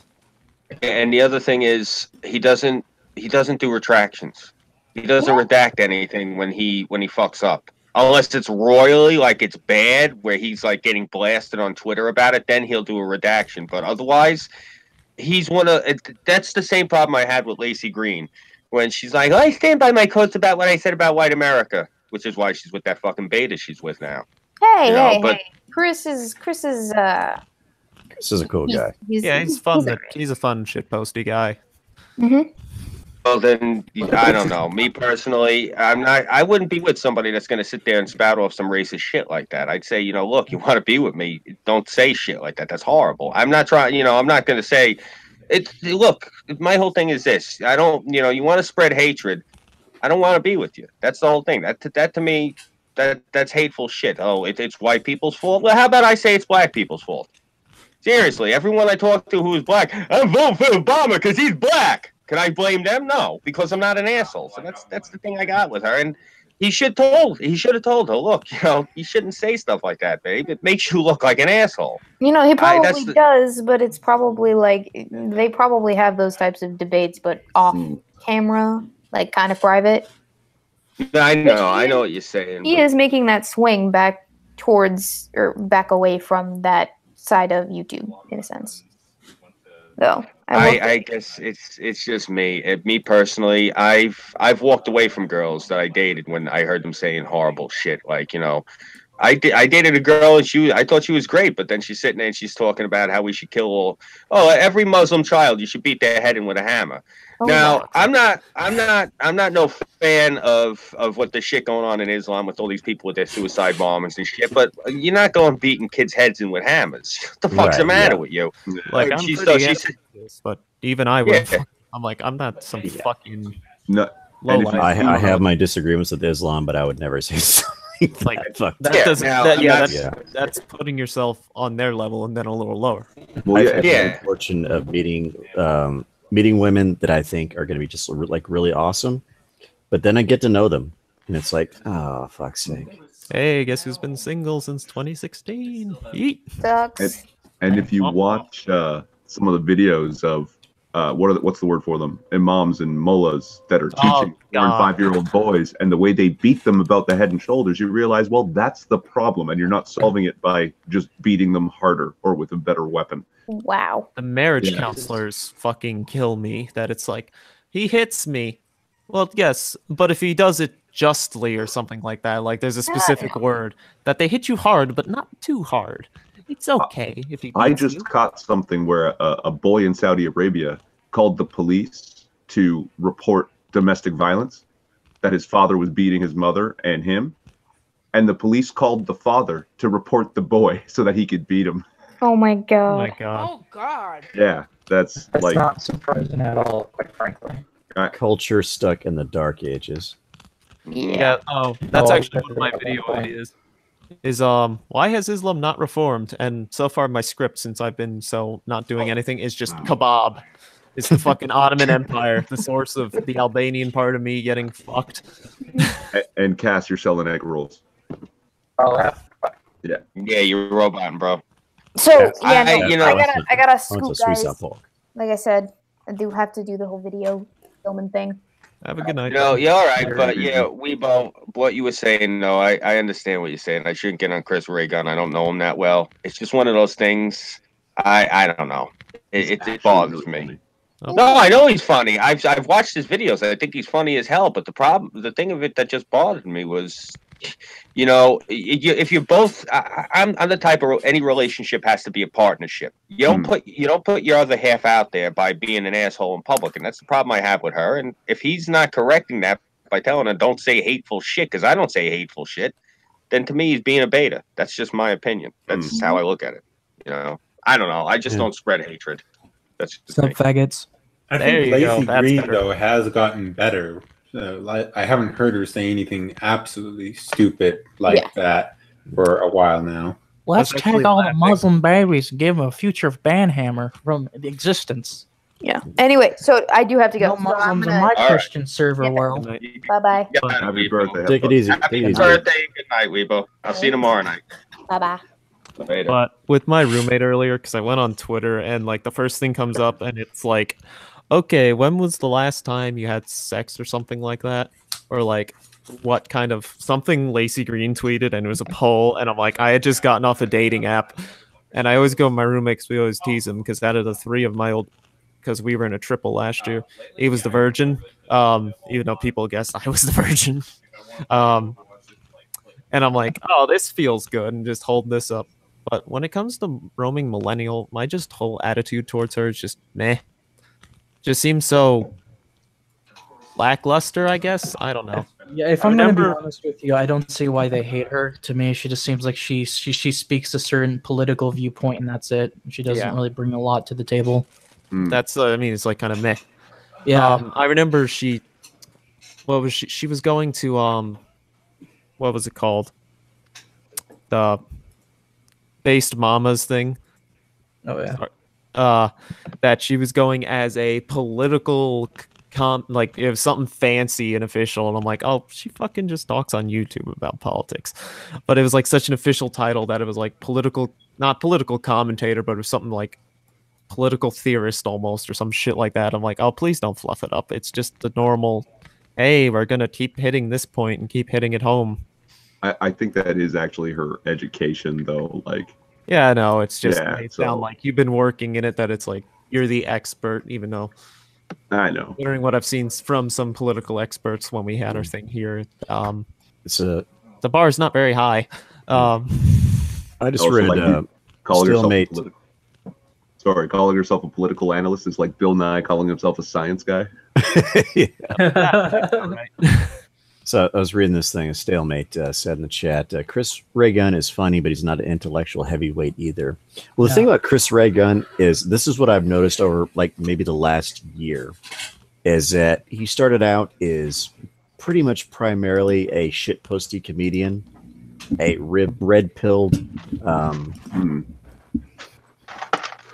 keck-ish shitposty comedian. But a lot of his more recent stuff is considerably more serious. So I think he's a pretty young guy. He's very early 20s. He's like 21 or 22, and I think his work is actually evolving. It's growing. It's probably maturing. pilling him. I hope not. But his material is getting a lot more serious. He does a lot more of what he calls glasses off, where he's not joking, but he's talking about serious kind of stuff. And his stuff is not, I would not say it's in any way, shape, or form SJW, but he certainly has been doing a little more serious kind of stuff to, I guess. True, but he also just rap battled against a bunch of Australian feminists. Yeah. That was pretty funny. Yeah. That was funny. That was pretty good. Also, who is... I checked because 300,000 Nazis got blocked today by Sophie Hagen. She's the one with like fucking fat and how it's... Oh god, I'm trying to think of the fucking tweet now. I can't go see it now. But I have it fucking blocked. Hey, maybe you shouldn't be fat because it might cause cancer is worse than cancer. Yeah, something like that. Something so fucking stupid, and I'm like, oh, I'm blocked on my personal account, so I'm a bigger person on my personal account than I am on my actual Twitter account for my channel that I never use. But I'm like, okay. No, she's Lady Steve Shives. Yeah, because even Nightmare Fuel, who is, I love the guy, but he's pretty liberal from time to time, and he's a hell of a lot more anti-theist than even I am. And it's like he's blocked as a Nazi, and he was getting like flooded by communists. They call him the Skeleton Man. And you're just seeing all of his replies is "Shut the fuck up, liberal." Their shitty meme they span everywhere nonstop. I'm like, oh, what have you done to yourself? What have you brought? I don't think I've really had any major incidents because I try to keep my personal Twitter political, but it's not as heavy. Yeah. That it's like, I don't know. How should I say? It's toned down. I don't know. I've only been on Twitter now for like 4 months. I've only been using it for 2 weeks, and in the past 2 weeks, I've gotten thrown off 4 times. So, gee. Well, you're certainly doing something that I'm not somehow, and I've done weird shit on here. Some guy was making fun of Sylvanas's because she's a little bit dyslexic, and if she types fast, sometimes she'll do something like wrong. And the guy had like called her on it and was like making fun of her. So he had this ridiculous handlebar mustache and this fucking pink fedora. And he was saying all this horrible shit to her about who was it? That fucking David Hogg and that Spanish. I think she's supposed to be Spanish. Her heritage. I don't know. She seems white. She's Cuban. Put his name in the side chat. I may fuck with this guy. Yeah. Okay. I gotta find it. It's on Twitter. But I'll send it to you in Discord. But I told the fucking guy reported me, and he reported all the imagery on my page, because I told him, I said, because he was saying something about how these kids were heroes and this, that, and the third. And I said to him, I said, look, the only reason we got to hear from these communists is because that guy was a lousy shot. I said, look, they're communists and they deserve death. I said, that's my opinion on it. You, honestly, I think personally, the only thing that's how you get kicked off Twitter is like death threats or kill yourself. Or saying gas furries. That was fucking rich. Oh. No, I didn't even make sure to clarify in the tweet. I told him, I said, I stated, I said, I'm just saying they deserve it. I don't particularly want it. I could care less about them, just like I could care less about you. Like you personally, I wrote like 2 tweets and they both got deleted. I said, you personally, I think the only thing that happens is, if someone were to slice off your hands and nail your fucking hat to your head, I'd be just hunky-dory with that. So, yeah, I got thrown off of Twitter for it. I got back on. It's not a problem. I don't think I've really toned it down. I started sending, like, direct messages to Jack. He hasn't blocked me yet, but... Yeah, I actually said the only Twitter account I got banned was one of my throwaways, because I work with I don't really work anymore because I don't have money to finance it as much, and I don't know, am I still allowed into Germany? It's been a while.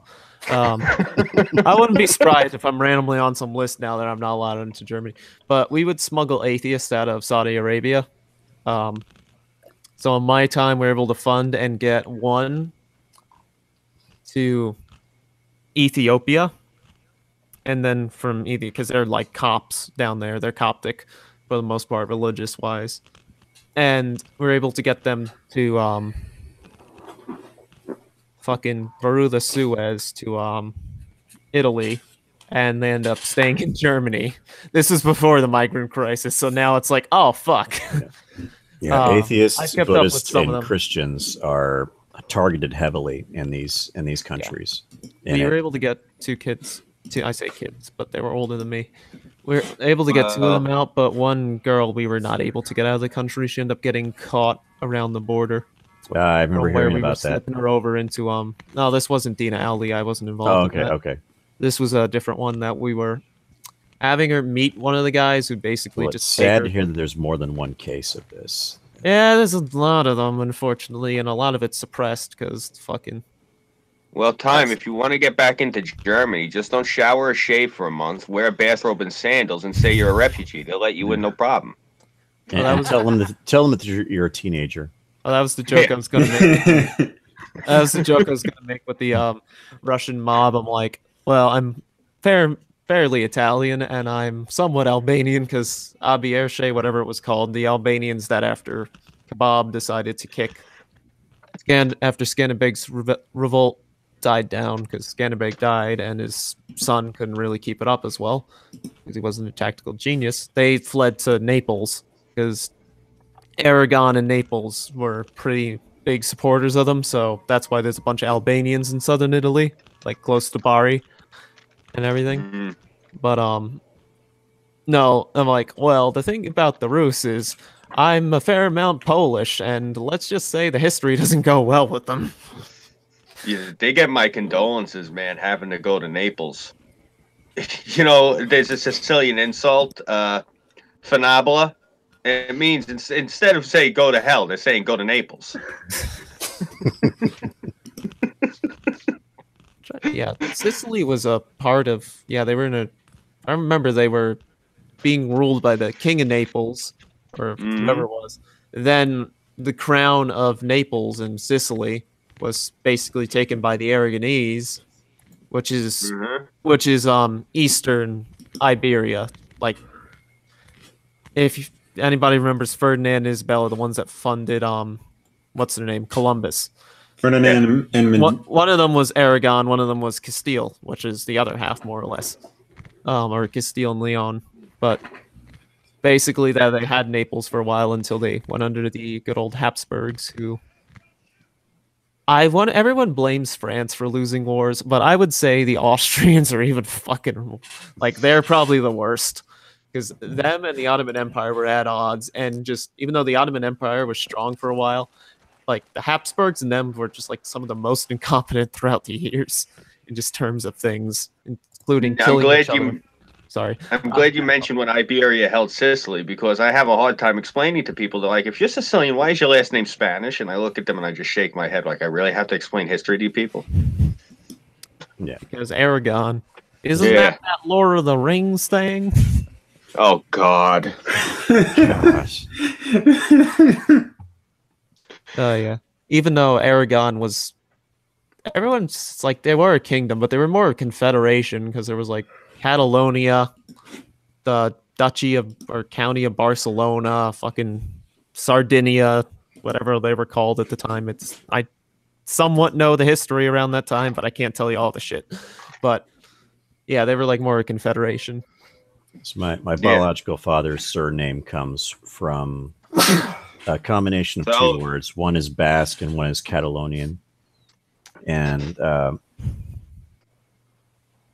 it's there's a lot of cross pollination in that area, the Sicily and the Iberian Peninsula, which is Andorra, Spain, and Portugal, and Greece. And Greece, yes. Everyone loves that island. Hell, look at all women. Seriously, that's the reason they were coming there. Yeah, Sicily. I've seen pictures of Sicily. Men, but... It's fucking. Sicily is a beautiful place. I've seen so many pictures of Sicily, and it's just like, wow, this place is really nice. I've only been to Messina. That's about it. Oh my God! No name required. 1, 2, 3. I love you. Don't fear Rome. The snake lies coiled in Naples. I haven't heard that saying in over 30 years. My God. I can't say it in Italian anymore or Sicilian. I can't remember it, but yeah, that's our old. That's like that's basically like the motto of Corleone. Yeah, but speaking of Naples, they actually, before they got taken under by the Spanish, they were doing pretty good because they owned a lot of Greece and Albania and like the Crusader states after the Fourth Crusade, where the eastern half of the Roman Empire was fucked beyond all imagine. Because I really want to do a video on the Fourth Crusade, because it's the crusade that fucked everything up. Because it's like, hey, you know, that last bastion of Christendom keeping the Muslim world out. Hey, let's just completely fuck it up because we didn't get paid. Okay, I'm back. What the fuck's going on, faggots? Yeah, but you missed it. We're going to war. Yeah, we're going on a crusade. So, does someone need my fluffy tanks to be launched? Yeah, and the Stars missed the playoffs because the fucking Chicago Blackhawks couldn't beat the St. Louis Blues. I wanted to point out something to Scoop because he went off about Philip DeFranco. Yes, I just wanted to point out, is like, because I kind of agree with him, because people like Philip DeFranco, Boogie, all these other people. Don't you ever notice how moral faggy they tend to be with their political belief systems? Well, they kind of have to, otherwise they get royally fucked with their followers. They want to stay in this very kind of populist, very middle of the road kind of position where they're not comfortable taking sort of any sides. Yeah. And anytime that you see them kind of straying, taking to the side, it's something that has been. They're not the trailblazers. Other people. They get their asses fucking handed to them when they take any side of any situation. But I just find that interesting. It's just like how moral faggy they get, and sometimes to me it just gets really grating listening to them. It sucks when they do it to Boogie because he's such a nice guy. The funny thing is, I always love him because he's such a nice guy, but he is also a really, really devilish guy. If you hear some of the shit like with him with 4chan, God. Like some of the shit he's involved in, I'm like, holy fuck. Man. It's like, I love you, but I have a lot of problems with Boogie ever since what he did to Jeremy, the courting guy. That was pretty fucked. Especially when V was talking about what Boogie would do and behind the scenes with certain people. It's like, holy shit, that's fucked up. I love the guy, but he also got a worries dark me side. at the same time. I wear mine on my sleeve. I'm really upfront and honest about things. That's generally Hey, my well, at least he's problem. not like Channel Awesome. Oh god, that shit! I'm like, oh, I'm waiting for the That guy with the Medicare series now, with just like even more stuff is happening. I'm like, oh, even more of a dumpster fire. I have no idea what Channel Awesome is. Can someone explain it to me in 30 seconds? You know, that guy with the glasses. That nostalgia critic. Yeah. Okay. Ron, I'll get you for a while. I'll get you. I'm gonna link you a playlist. No. Just 30 seconds of what's going on with the guy or the channel. This is Medicare. Don't worry. It's the Channel Awesome ended up being just a collection of the most incompetent people that. They were a group of reviewers that people once respected because they were pioneering in a field that was pretty new at the time, and they made a company to supposedly host with other people who thought the same towards of video game reviews and stuff. You know, like Angry Joe, Spoonie, these kind of people. Mm-hmm. And Gone but not forgotten. Yeah, and basically the company that they had basically went down to shit because of a lot of incompetence from the CEO. Doug Walker, even though he had his saying things, he was completely complicit in some of the fucked up things that happened. And a lot of other fucked up shit. It's as far as incompetence goes, these guys are gold medalists. Every one of them. You can make a book the size of a Bible out of the amount of fucked up shit they've did. And then nostalgia chip being... Yeah, I'll get him the Medicare. Fucking the abortion or something. Oh my god! And she got like there's a theory with Spoonie, who's oh my god, that man has just fucking fallen from grace so much. I feel sorry for fucking Spoonie. Yeah, but he got slammed even more because Friedrich, the guy that was doing the document readings, Friedrich Knudsen, who does Down the Rabbit Hole, which is kind of like Medicare but more not as shitposty, I guess. Being professional. He did his own on Spoonie, and it kind of just brought a bunch of shit up again. I'm like, oh, here we go. Okay, here's the first episode of Medicare's. Is this Genghis Khan versus the Muslim? Is this the Mamluks versus the Mongols? Hey, you ever see that one? I know the battle. What was it called? I don't remember the name of the battle, but it was in like Syria where the Mamluks did. Was it Al-Quds? No, that's Jerusalem. Or was it Jaffa? Maybe Jaffa? I don't know, but they basically kind of stopped the Mongols from going any farther, more or less. Well, what this is basically after the last crusade, they were going to invade Christendom, and then they went and fucked with the Mongols, the Muslims. And the Mongols invaded Baghdad and slaughtered, I think it was something like 7 million Muslims. Oh, the Abbasids, yeah, that they killed the emissaries, which is how you get fucked. That's what happened in the Khwarezmian Empire. That Baghdad just got fucking razed to the ground. It was the best place to grow up as a child in 1952. Iran, yeah. Or no, Baghdad, Iraq. So far away. Oh yeah, Iraq. Sorry, but Iran was still considered decent when they were under the Shah. Yeah. Oh, another thing. Remember how the same side of the family as the butcher, Tommy Karate.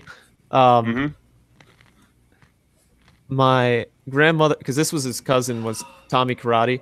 The also her sister's husband was the attaché at the Iranian embassy during the Islamic Revolution, who was stuck there for 444 days while Carter just kind of twiddled his stuff going on. Oh, you mean White Obama? Yeah, no, Obama doesn't hold a candle. But they would be brought down to the basement every day and have mock executions that you wouldn't know if you're going to get shot today or if you're... Because they would cock the guns, and maybe they'd fire a shot, maybe they'd fire a blank or something, and then they'd bring you back upstairs. They'd always mock it, like maybe you're getting shot today, maybe you're not. Jesus. And then there was the wonderful recovery effort.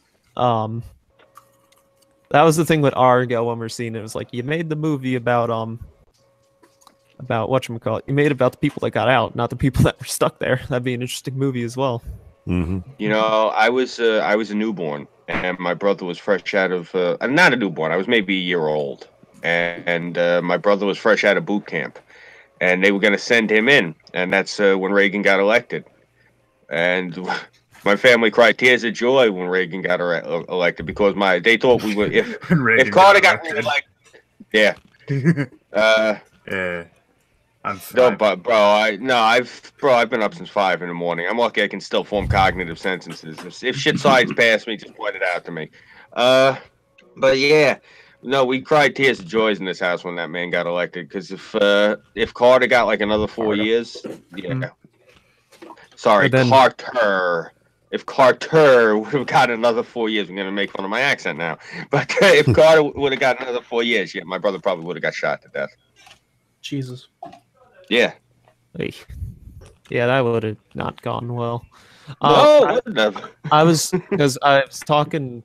There's a quick Twitter thing with Nightmare Fuel about the Iranians. I'm like, can't we just go back to the good old days where they refused to use guns because they were like something that's how the Ottomans completely spanked the Safavid Empire, which was the Persian dynasty thing after they gave up Zoroastrian. Yeah, but they weren't using guns, so they got absolutely fucked by the Ottoman Empire, who's like, hey, we've been using cannons since the Temple. Yeah, that didn't go well for the Iranians that decided, hey, these gun things are made, we can't use them. Like, isn't that kind of like what happened to Poland in World War II? Wasn't it that they didn't completely mechanize their military? The Polish are famous for the cavalry, but like the winged hussars are the biggest. Yeah, their cavalry. Yeah, their mounted divisions decimated the infantries, but when it came to the armored division that Germany rolled out, then they ran into a big problem. That's what I was getting at. Time, you're roboting like really bad. I'm missing every third word. Yeah, that's the college. Okay. Does your college have a Chinese drive-through? Selling egg rolls, bro. That's an inside joke. And here comes the Mammutes. $5. But I want the sweet style pork. You know, but the way the Commonwealth basically fell was the Shem or Zem, which was basically they were more of a democracy in a time where it was just monarchies, because they had an elective monarchy and a Sem, which was like a parliament, but they could completely fuck up the government, which they kind of did. And also having an elective monarchy, you could get kings from other kingdoms, more or less. That like, hey, here's this prince, he's now your king. Now the king of, I don't know, fucking Saxony or something is your king, which I believe that was happening. Also, when you have to face off against Frederick the Great, you're probably not going to come out on top. Also, when you're getting gangbanged from 3 sides by Russia, Prussia, and Austria, like as incompetent as the Austrians were, they could probably take you on if you're being attacked by the Rus. Well, my whole thing was I knew about the proficiency that the Polish had in battle, but my point was, like I was saying, I figured it was they didn't mechanize as fast as the Germans. It was an overpowering, basically, if I'm not correct. It wasn't so much lack of skill. It was just, obviously, the Germans had the superior tech. They had the industry, despite the fact that they used horses and carriages half the time. They had more. The Polish was just, hey, guess what? You got Gdansk back. You got kind of your stuff back. You don't have all the Ruthenian and Lithuanian holdings that you used to have. Even though there was a war between the Polish and the Lithuanians after World War I. But they kind of had to go with what they had. Someone's having fun. So, wow. But like somebody's flying an X-Wing. They already had to fight off the Soviets, which they... That's Irving's video card back. Oh, that's right, that's right. His computer. Irving's video card is flying an X-Wing. Sorry.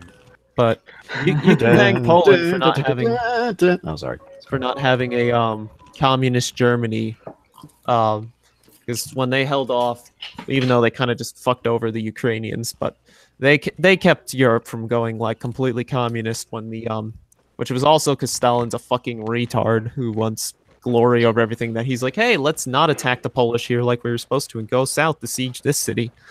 But yeah, they kind of kept communism out of Europe for a while until they finally got put up as a communist state that they didn't like very much, to say the least. Yeah, you know, this is gonna sound horrible, but I've been thinking about this lately a lot. And I've been thinking about. My father said this when the wall came down, and I thought he was just overreacting. But when they started tearing that wall down, he said, "Ah, shit! Now they're gonna get out." And I know that's it's fucked up to say, but you're looking at what's going on now with this like surge in worldwide communism, and Comrade Merkel at the helm of it all. Starting to think the old man might have been onto something. Call it globalism. And it's funny because the people that lived through it are like, yeah, no, fuck this. Like Poland, they tried getting out of it. There was 3 major rebellions, something like that. Through the time, and eventually Gorby just kind of fucked everything up. Is he even still alive? Is Gorbachev still alive? Yep, he's still alive. Yeah. I actually know a 3-part video series, an animated video series on the history of Poland. It's quite interesting. Oh, I've seen that I haven't seen that, but I've seen it around because I watch a good channel's History with Helbert. They're always in his recommended, because he's pretty decent at that kind of stuff. Funny if Mikhail Gorbachev was a 4chan contributor. Yeah. Oh, by the way, have any of you seen that commercial for that comedy movie on Stalin? The Children of the Revolution. Oh God. I have to check some that comedy out. movie that's coming out basically where Stalin's a dead new and one? the leaders are, I don't know what, the communist leaders of Russia are, I guess, taking over the rest of the government there. Anyways, it looked interesting to me. It seemed fun. Yeah, I think it's called The Death of Stalin. There's one that they put out in either the late 90s or early 2000s. It's called Children of the Revolution, which is a movie about this guy who thinks that his mom shacked up with Joseph Stalin, and Stalin is his biological father. Yeah, that didn't go so well for Stalin's biological son, who died in a concentration camp after World War II. Because, I'm sorry, look into Stalin. That man is like the ultimate, I got ghosted, now I want to kill everybody that ever lived. Like, I find him fascinating. What was the line that... Who needs enemies when you have... who needs enemies when your best friend is Stalin? Yeah, but this... With the death of this creature, so dies my last hope for humanity. It was something line like that. But he hated his son so much. His son got captured in World War II and died in a gulag in fucking Siberia, if I remember. But, yeah, no, Stalin's an interesting character in his madness. But, like I was saying with the Polish, is probably another reason Warsaw held and communism didn't fuck Europe immediately in, like, before World War II. Stalin was... Did you ever see the movie with Stalin, with Robert Duvall?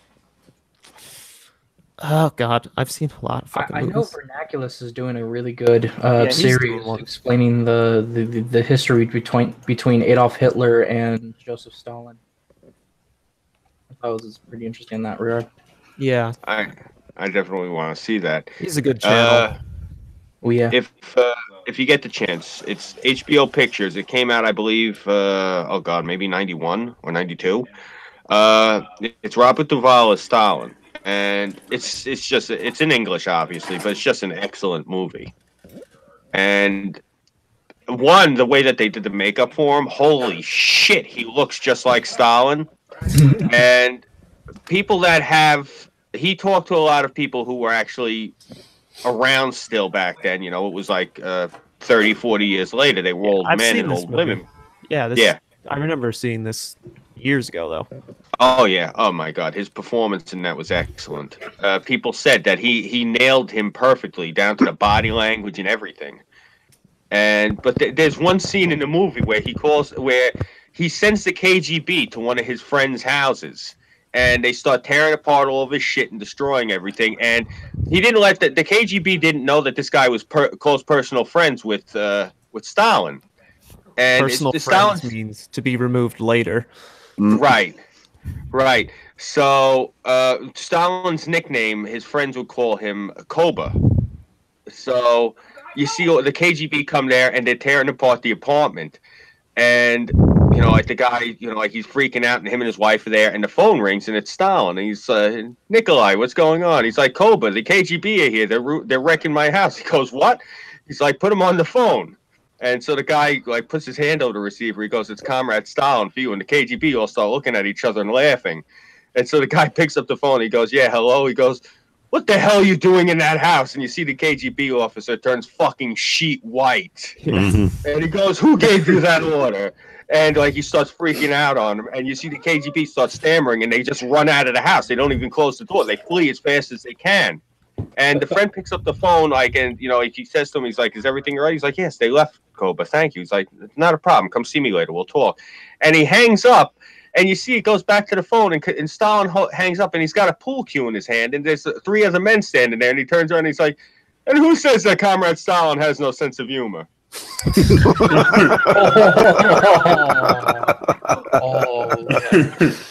I know. Oh my gosh, that's where I was actually going to do a video on it, but I ended up not having enough time. With Mugabe, he didn't do the Stalin or Mao approach. He got too comfy. He did not refresh his cabinet. That you have this guy with you, he consolidates power over time. He's at your side. That eventually he can fucking throw you over. When you basically killed everybody around you and are a heartless asshole responsible for the death of millions, see either of the two. That's how you stay in power. Mugabe just got too comfy, and well, it backfired majorly for him. Oh, yeah. If you didn't notice. Not that Zimbabwe is going to be any fucking different. It's just going to be your usual. Actually, no. He swore he never would leave even after. I need to see if he still lives there, but he swore he would never leave even after Rhodesia fell. Some white guy that I used to see when I was in the UK, because he'd always visit Scotland. Like I met him twice when I was up there. I wonder if that's because he moved there for the second time.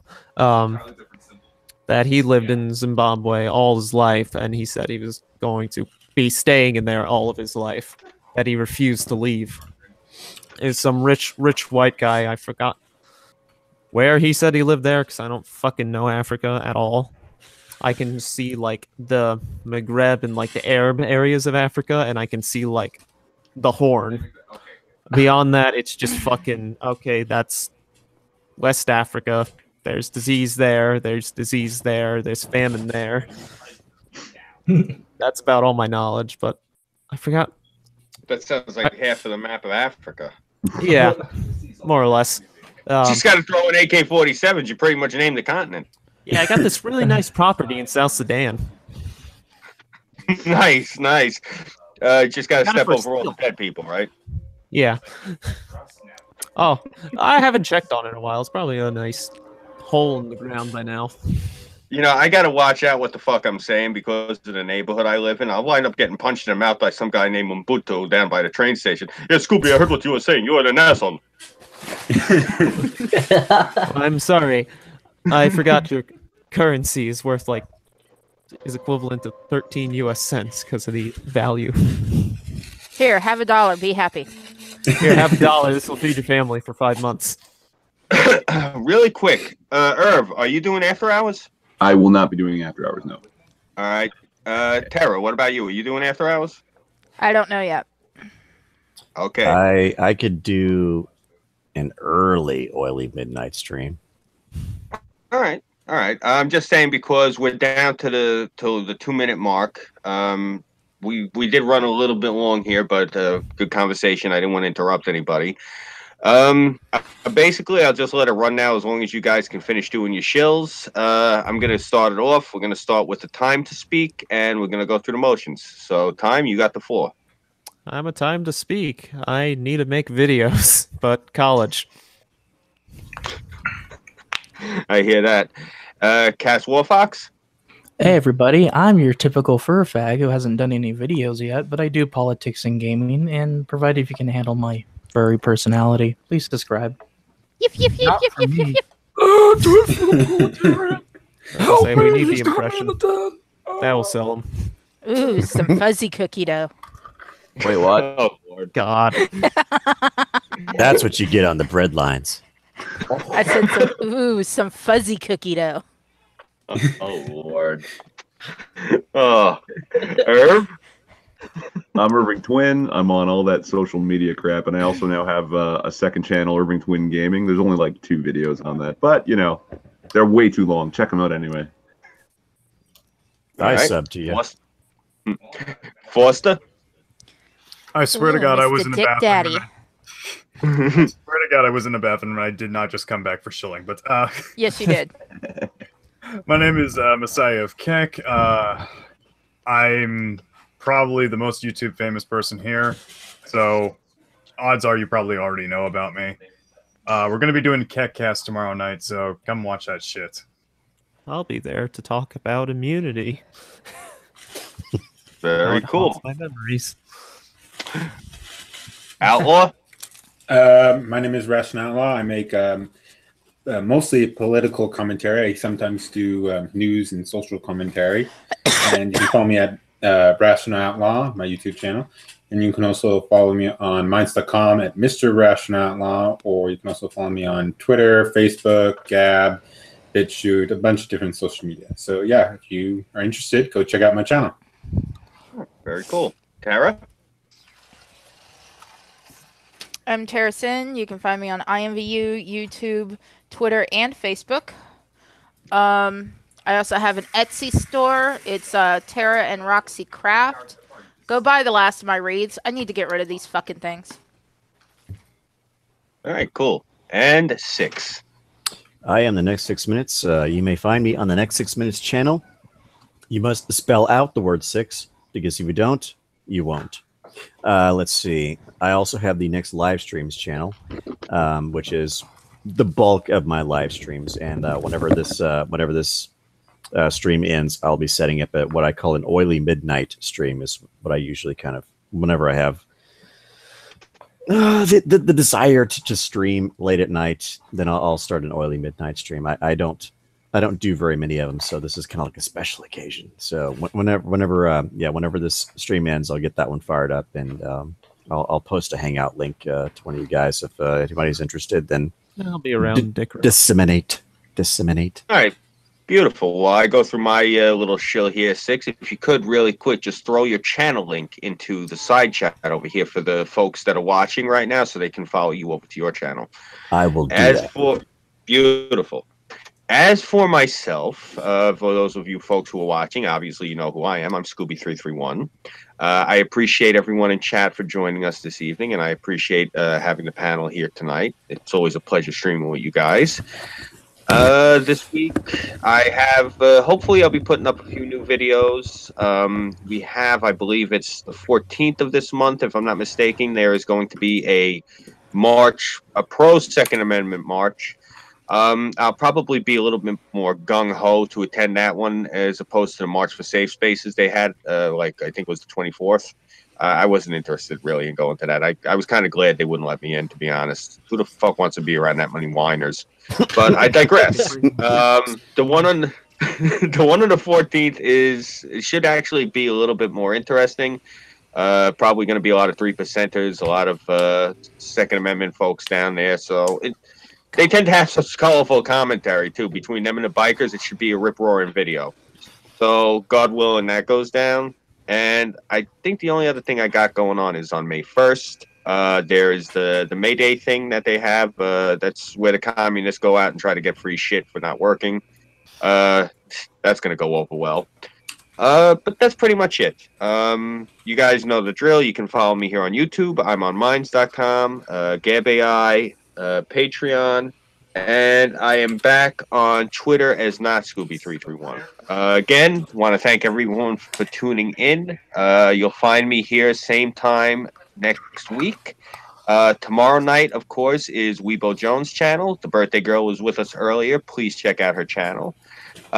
Please, folks, if you have not subscribed to this panel, please subscribe to them. Everyone on here is just an amazing person, and they put out great content. And yeah, and I definitely know I don't even have to say I expect all you guys to be on 6's stream in a few minutes, because I know that's where I'll see you guys. So I'm going to end this so you guys can go over to 6's stream. More top quality content on there. Again, thank you guys all for joining me. Chat, thank you. Good night. God bless and Shadowlay, everybody. Bye. Good night, Hail Sigmar. See you. See you later, God. faggots. Cookie dough. I'm gay. Adios.